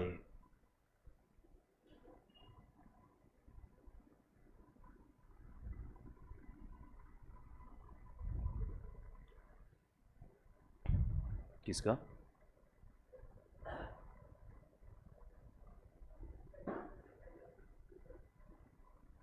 कहाँ पे? अच्छा, तो अभी आज क्या है? जून है ना? जुलाई अगस्त, 1.5 महीना बस होता है फाउंडेशन के लिए।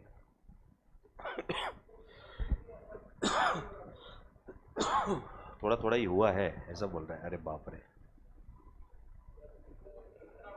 हम्म।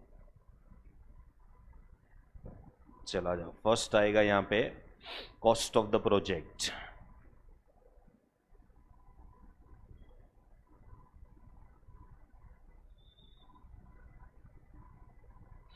कॉस्ट ऑफ द प्रोजेक्ट है 400.00 डाल देंगे अपन, क्योंकि अपने को 2 डेसिमल चाहिएगा, ठीक है, वरना बहुत बड़ा बड़ा राउंड ऑफ होएगा।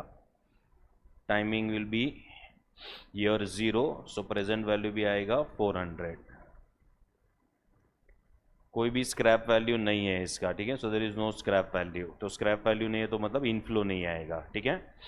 चलो फिर हमें हमें क्या दिया हुआ है, फिर अपने को यहाँ पे और कुछ भी नहीं दिया है, डायरेक्टली क्या कैलकुलेट करना है अपने को, सी फैट का कैलकुलेशन है, ठीक है। उसके बाद और एक कैलकुलेशन है जो तुमको नहीं पता है, वो नया आएगा, ठीक है। सो यहाँ पे आएगा total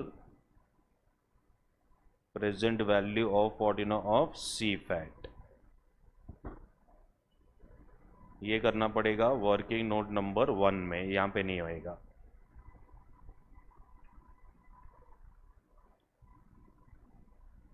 so working note number 1 is total present value of C fat।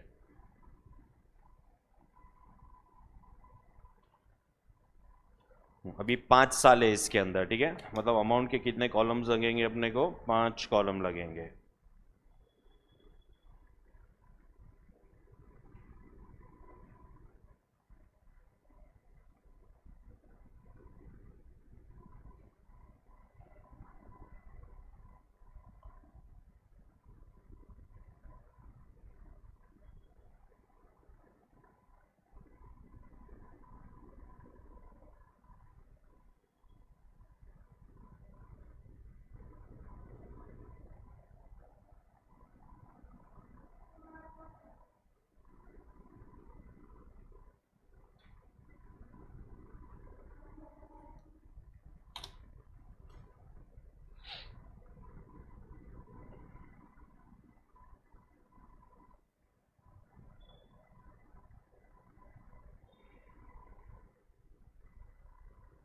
चलो ईयर 1 2 3 4 एंड व्हाट 4 एंड 5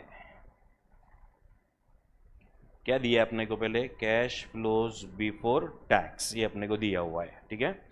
हाँ, तो ये अगर अपन लेंगे तो 160 160, सब में पॉइंट्स डालेंगे, 160 180 180 और लास्ट में कितना दिया अपने को, 150।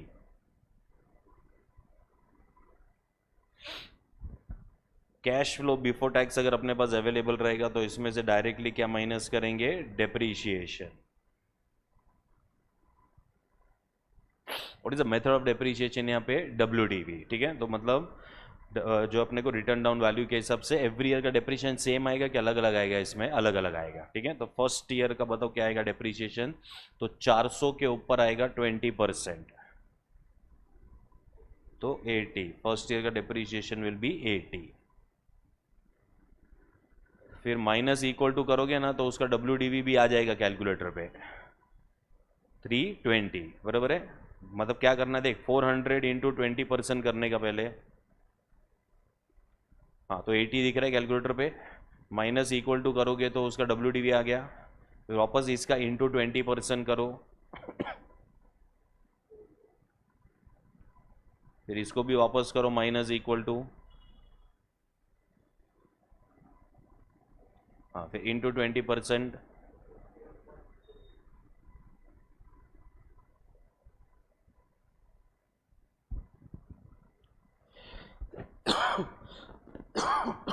फिफ्टी 1.2, हाँ फिर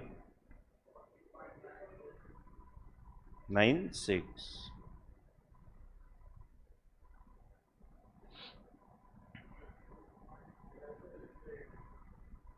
768, 3 ही डेसिमल है तो ले लो 68। 3 ही है तो रहने देते, वरना कर डालते थे। चलो ये अपने को देगा net profit before what you no before tax, तो ये आएगा 80,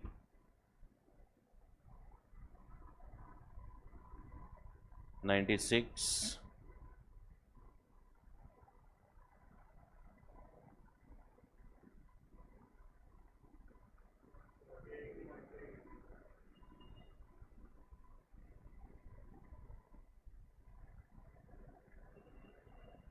1,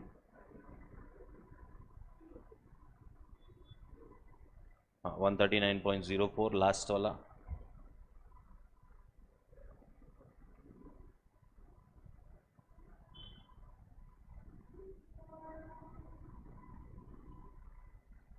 वन 117.232 बराबर है नेट प्रॉफिट बिफोर टैक्स। ठीक है, इसमें से क्या माइनस करेंगे, टैक्स। 50% टैक्स रेट है, तुम अमाउंट लिखना, मेरे को सीधा एनपैट देना।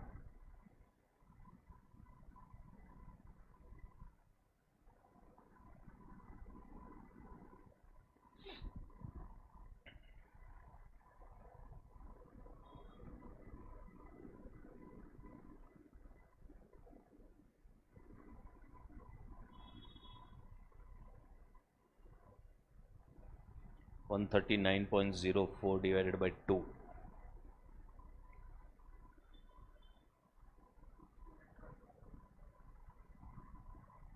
69.52, 117.232 डिवाइडेड बाई 2,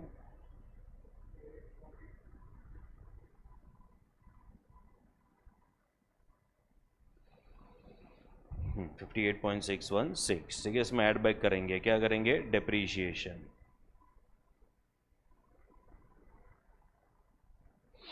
तो अभी डेप्रीशिएशन का अमाउंट ऊपर कैलकुलेट किया हुआ है।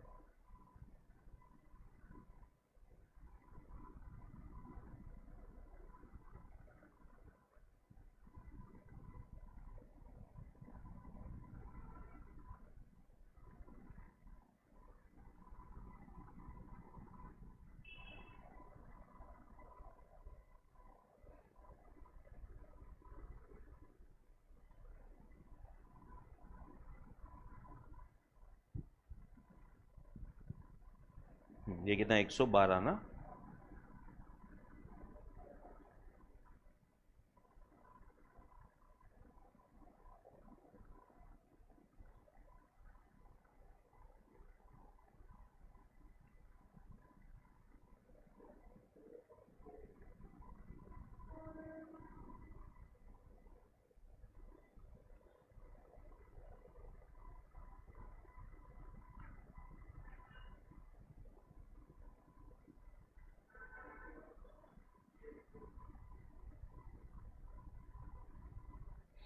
नाइन्टी 91.384। चलो ये हो जाएगा सी फैट, इसको मल्टीप्लाई करेंगे with discounting factor at the rate of 12%। जो क्वेश्चन में दिया है वही लेना भाई, तो ये क्वेश्चन में 2 ही डेसिमल है, 0.89, 0.80,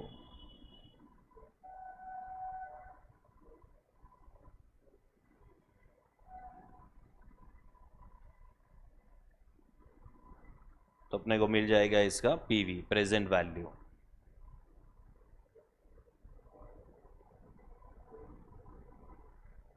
8, 106.80,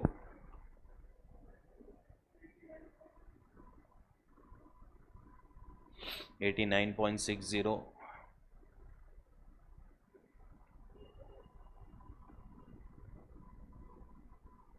82.076,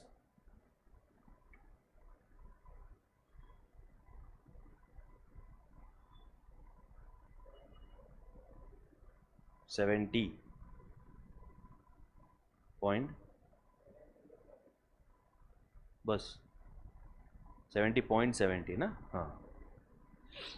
फिर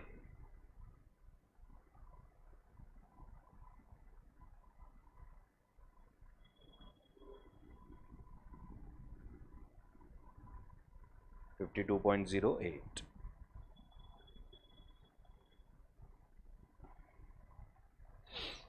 हाँ, हमें इसका टोटल चाहिए।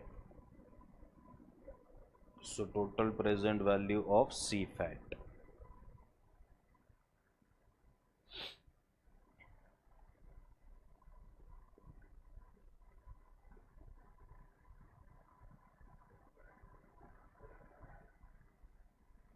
कौन सा वाला? फोर्थ वाला?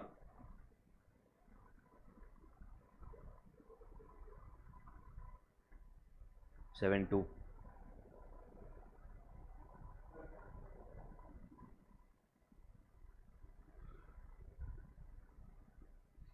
70.71। चलो इसका टोटल मार के दो।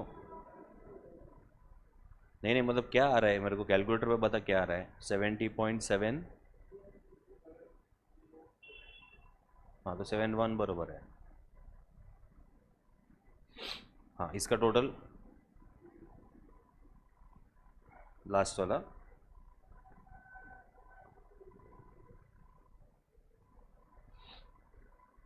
52.09। हाँ अभी इसका टोटल ले लो।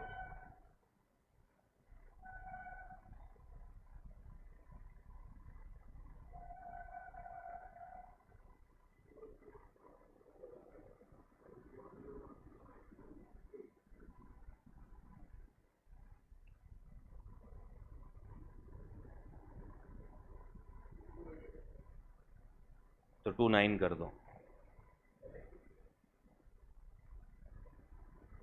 इधर जो टोटल दिख रहा है वही टोटल लेना है इधर। हाँ तो 28 हो गया ना। हाँ तो 401.28 ठीक है। इसको अपन लेके जाएंगे ऊपर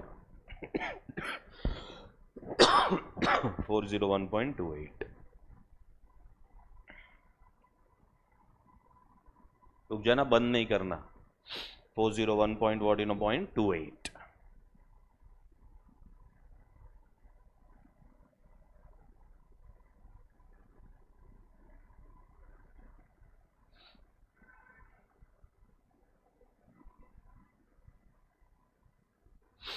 समझा यहाँ तक? ये तो बहुत इजी था इधर तक, ठीक है। अभी सुनो, एक कैलकुलेशन होएगा। When ever there is method of depreciation is WDV, ठीक है। तो और एक वर्किंग आएगा यहाँ पे।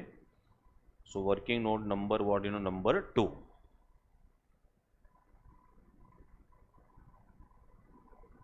पहले आएगा ओरिजिनल कॉस्ट। पहले बताओ ओरिजिनल कॉस्ट कितना है? 400। This is what this is original cost less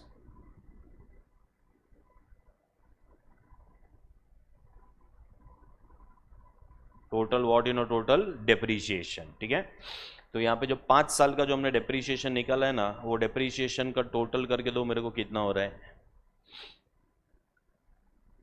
हाँ मतलब कोई भी डेप्रीशिएशन का ले लो ना। 80 प्लस 64 प्लस 51.2 प्लस 40.96 प्लस 32.768, ऐसा पूरा डेप्रीशिएशन का टोटल ले लो। 160 268.928, ठीक है। ये डेप्रीशिएशन माइनस करो तो ये तुमको मिलेगा WDV eight the end of year 5 131.072, ठीक है। So this is WDV eight the end of what end of year 5, ठीक है। अभी ये जो WDV है उसके सामने कोई भी सेलिंग प्राइस नहीं है। There is no selling price here. तो हमको यहाँ पे मिलता है लॉस 131.072 का क्या आ जाएगा? लॉस आ जाएगा। और अगर तुमको पता रहेगा तो ये जो लॉस है इसको बोला जाता है शॉर्ट टर्म कैपिटल लॉस। क्या बोलेंगे इसको? Short term capital loss. कभी होगा ये short term capital loss? At the end of the 5th year, ठीक है। अभी ये स्ट्रेट लाइन में पॉसिबल नहीं है। क्यों पॉसिबल नहीं है स्ट्रेट लाइन में? क्योंकि स्ट्रेट लाइन में original cost minus total depreciation दोनों वैल्यू सेम ही होता है, ठीक है। सो WDV 0 आता है, ठीक है। इसकी वजह से there is no short term capital loss, ठीक है। अभी ये वाले केस में लॉस हो रहा है, ऐसा भी हो सकता है कि इसमें शॉर्ट टर्म कैपिटल गेन भी हो, ठीक है। तो अगर ये कोई भी लॉस होएगा तो लॉस के वजह से क्या होता है मालूम है? लॉस के वजह से होता है टैक्स सेविंग्स। क्या होगा उसके वजह से? टैक्स सेविंग्स, ठीक है। तो यहां पे अपने को कैलकुलेट करना पड़ेगा टैक्स सेविंग्स ये भाई, ये तुम्हारे इसका ही तो है, कैपिटल गेन्स का ही तो है कॉन्सेप्ट जो यूज़ कर रहा हूँ मैं वो। तो कैपिटल, हाँ, तो उसको शॉर्ट टर्म कैपिटल लॉस ही बोलते हैं ना ब्लॉक ऑफ एसेट्स के अंदर। हाँ, so tax savings due to क्या आएगा, due to short term capital loss will be equal to 131.072 का 50% जो है टैक्स सेविंग्स हो जाएगा।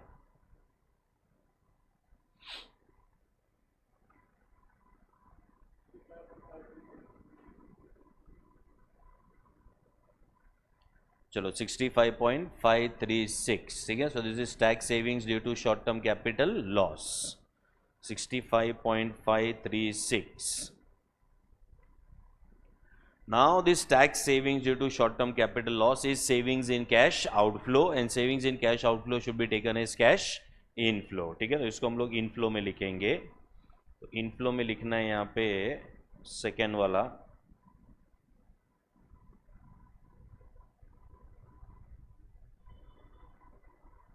Tax savings due to short term capital loss at the and.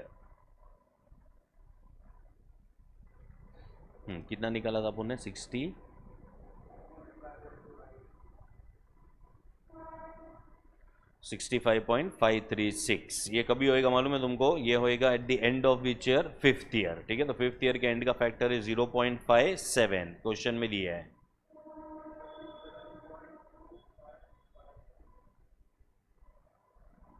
बस 3 ही लेंगे, चलो 37.255, ठीक है, बस हो गया। अभी इसका टोटल मारेंगे। Suppose short term capital gain आया तो क्या होता था, तो उसके ऊपर टैक्स पे करना पड़ेगा, तो टैक्स पेमेंट हो जाएगा। टैक्स पेमेंट रहेगा तो it will result into cash outflow.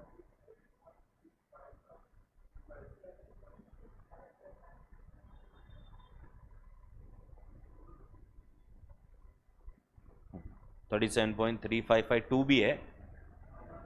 हाँ, तो फिर इसको राउंड ऑफ कर दो ना, छोड़ना। 37.36 एग्जैक्ट 3 रहेगा तो ले लेंगे, उससे ज़्यादा रहेगा तो फिर 2 ही डेसिमल पे रहेंगे। चलो, तो ये हो गया 400।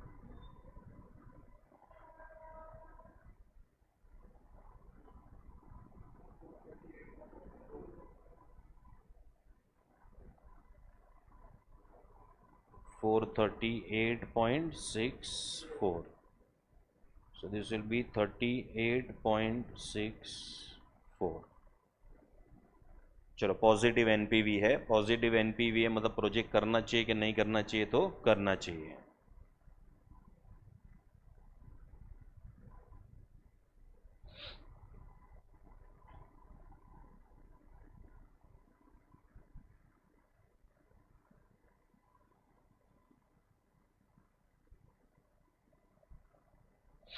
ये समझा ये वाला?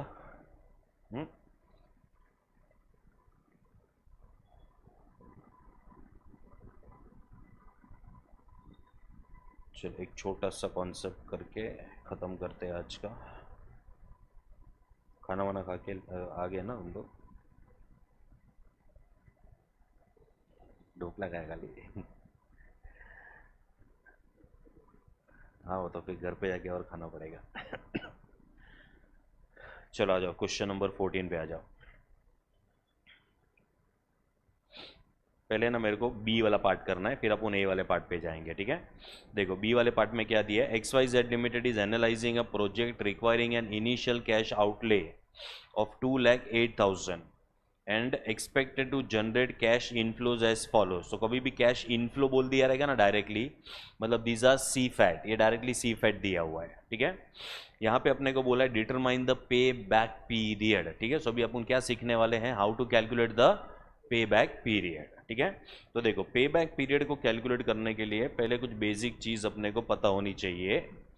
सो ये क्वेश्चन नंबर 14 का पहले मैं बी पार्ट कर रहा हूँ, ठीक है।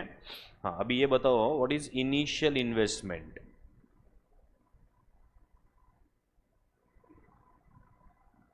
नहीं नहीं, 2,08,000 इनिशियल इन्वेस्टमेंट है. 2 लाख व्हाट 2,08,000.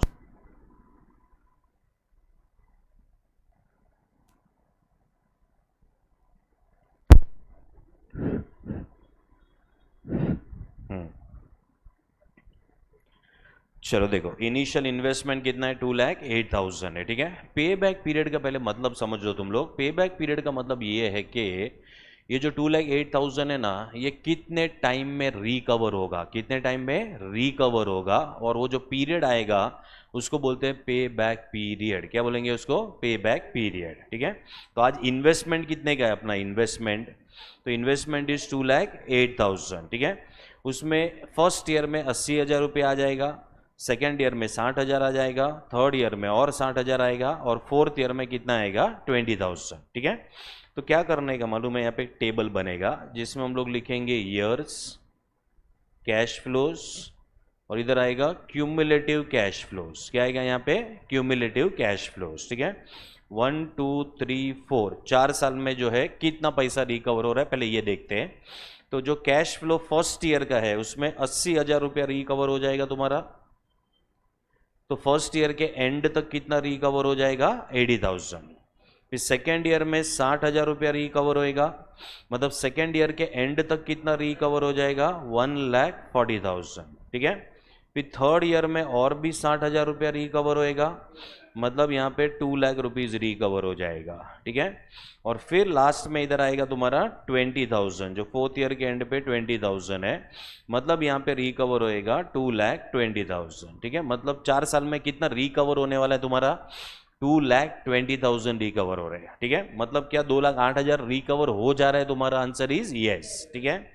तो क्या ये 2,08,000 एग्जैक्टली कोई ईयर के एंड पे रिकवर हो रहा है कि 2 साल के बीच में आएगा? आंसर बीच में आएगा. मतलब कौन से 2 ईयर के बीच में आएगा? Third year and fourth year. ठीक है. तो देखो यहाँ पे अपने लिए भी क्या क्या इंपॉर्टेंट होएगा. पहले तो 2,08,000 इंपॉर्टेंट है. ठीक है. फिर third year and fourth year is important, क्योंकि तुम्हारा जो रिकवरी है 2,08,000 का, it is between which year and which year? Third year and fourth year. ठीक है. ये दोनों जो है ईयर्स के बीच में होएगा. ठीक है. Third year and fourth year के बीच में है. So can I say that पे बैक पीरियड जो है, पे back period is between year 3 and what and year 4. ठीक है. so your payback period is between what between year 3 and year 4. ठीक है. लेकिन हमें यहाँ पे एग्जैक्ट कैलकुलेशन करके देना पड़ेगा. ऐसा नहीं लिख सकते कि it is between year 3 year 4, आगे का कैलकुलेशन तुम कर लो, ऐसा नहीं होएगा. ठीक है. अपने को करके देना पड़ेगा कि it is 3 point how many years. ठीक है. एग्जैक्ट कैलकुलेशन लगेगा. सो थर्ड ईयर के एंड तक कितना रिकवर हो गया है पहले ये बताओ? 2 lakhs. ठीक है. अभी और कितना रिकवर करना है फोर्थ ईयर में? 8,000. ठीक है. मतलब मैं यहां पे लिख रहा हूं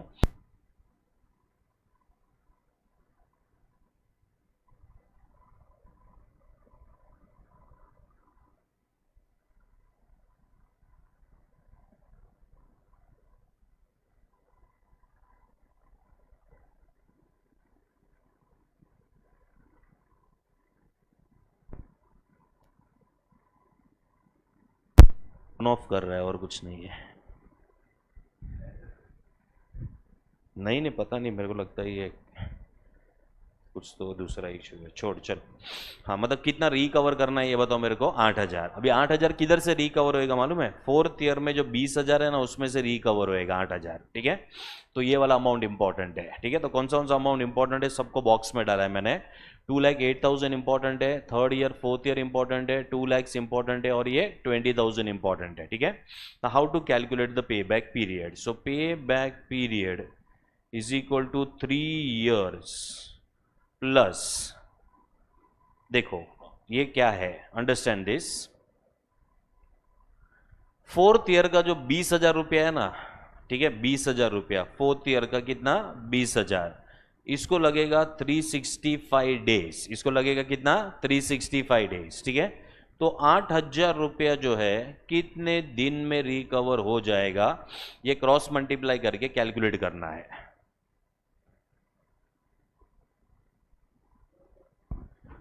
146 पॉइंट क्या रहा है? कुछ नहीं, 146. ठीक है. So it is 3 years plus what plus 146 days. ठीक है.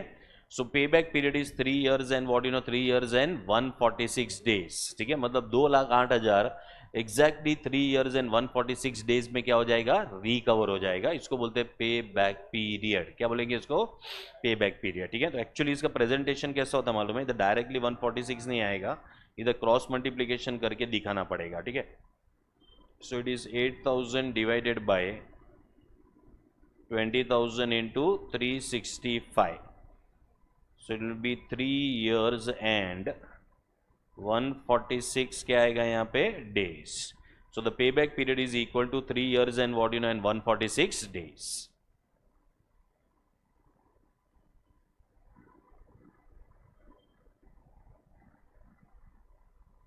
चलो अभी अपना NPV और PI हो गया था, और एक मेथड मैंने समझाया यहाँ पे, दैट इज पे बैक।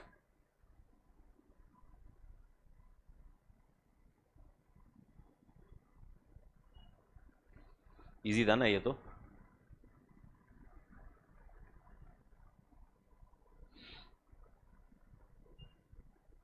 कल अपना कितना बजे है, तो कल फर्स्ट ही लेक्चर है मेरा, फर्स्ट है। कल दूसरा लेक्चर है तुमको कि कल भी मेरा ही है, कौन सा IDT है?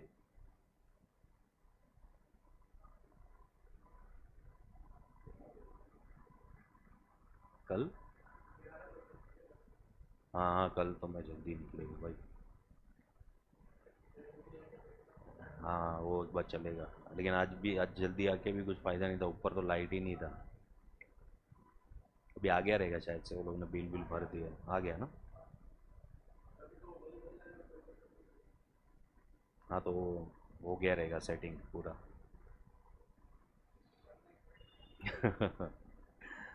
चलो ये बी वाला समझा, ठीक है। अभी क्वेश्चन नंबर 15 ले लेते हैं अपन, ठीक है, और वाइंड अप करते हैं। हाँ 2 लाइन का क्वेश्चन है। देखो, a project requires an initial investment of 20,000 and it will give annual cash inflow of 4,000, ठीक है। एवरी ईयर कितना पैसा आएगा वापस, 4,000, ठीक है, ये एन्यूटी है। The useful life of the project that is estimated is how many years, 5 years। Determine the payback reciprocal, ठीक है। देखो पहले क्या करना है मालूम है, पहले पे बैक पीरियड निकालने का। अभी जब भी एनुअल रहेगा ना, एनुअल कैश इनफ्लोस, तो पूरा टेबल नहीं बनाने का। तो क्या करने का मालूम है, देखो बहुत सिंपल है, 20,000 अपने को रिकवर करना है। एवरी ईयर कितना पैसा आएगा, 4,000 एवरी ईयर आएगा। मतलब कितना टाइम लगेगा, 5 years लगेगा, खत्म। सो पे बैक पीरियड क्या आएगा यहाँ पे, 5 years। अच्छा ये कभी करना है तुमको, समझा। बी वाले में एवरी ईयर अलग अलग कैश फ्लो था, यहाँ पे एवरी ईयर अलग अलग कैश फ्लो नहीं है, एवरी ईयर कैश फ्लो क्या है, सेम, मतलब एन्यूटी है। सपोज ये 5 पॉइंट समथिंग आएगा, तो वो पॉइंट भी रहने देने का उसके अंदर, ठीक है। तो payback period is what is 5 years। अभी इसमें बोला है कि have to calculate the payback reciprocal, ठीक है। तो पे बैक रेसिप्रोकल कुछ नहीं है, it is 1 divided by payback period into 100, तो पे बैक रेसिप्रोकल आ जाता है, ठीक है।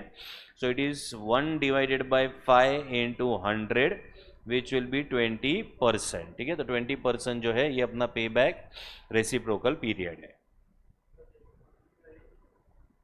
क्या 14? नहीं नहीं, वो मैं बाद में कराऊंगा 14 का ही। एक मिनट रुक जा, देख लेने दे मेरे को, एक पेज पूरा छोड़ देना। 14 का ए के लिए एक पेज पूरा छोड़ देना। 15 क्या किया तुम लोग ने, इधर ही लिख दिया। हाँ मतलब उधर ही लिख दिया कि अलग से लिखा, लिखा ना, अलग से लिखो।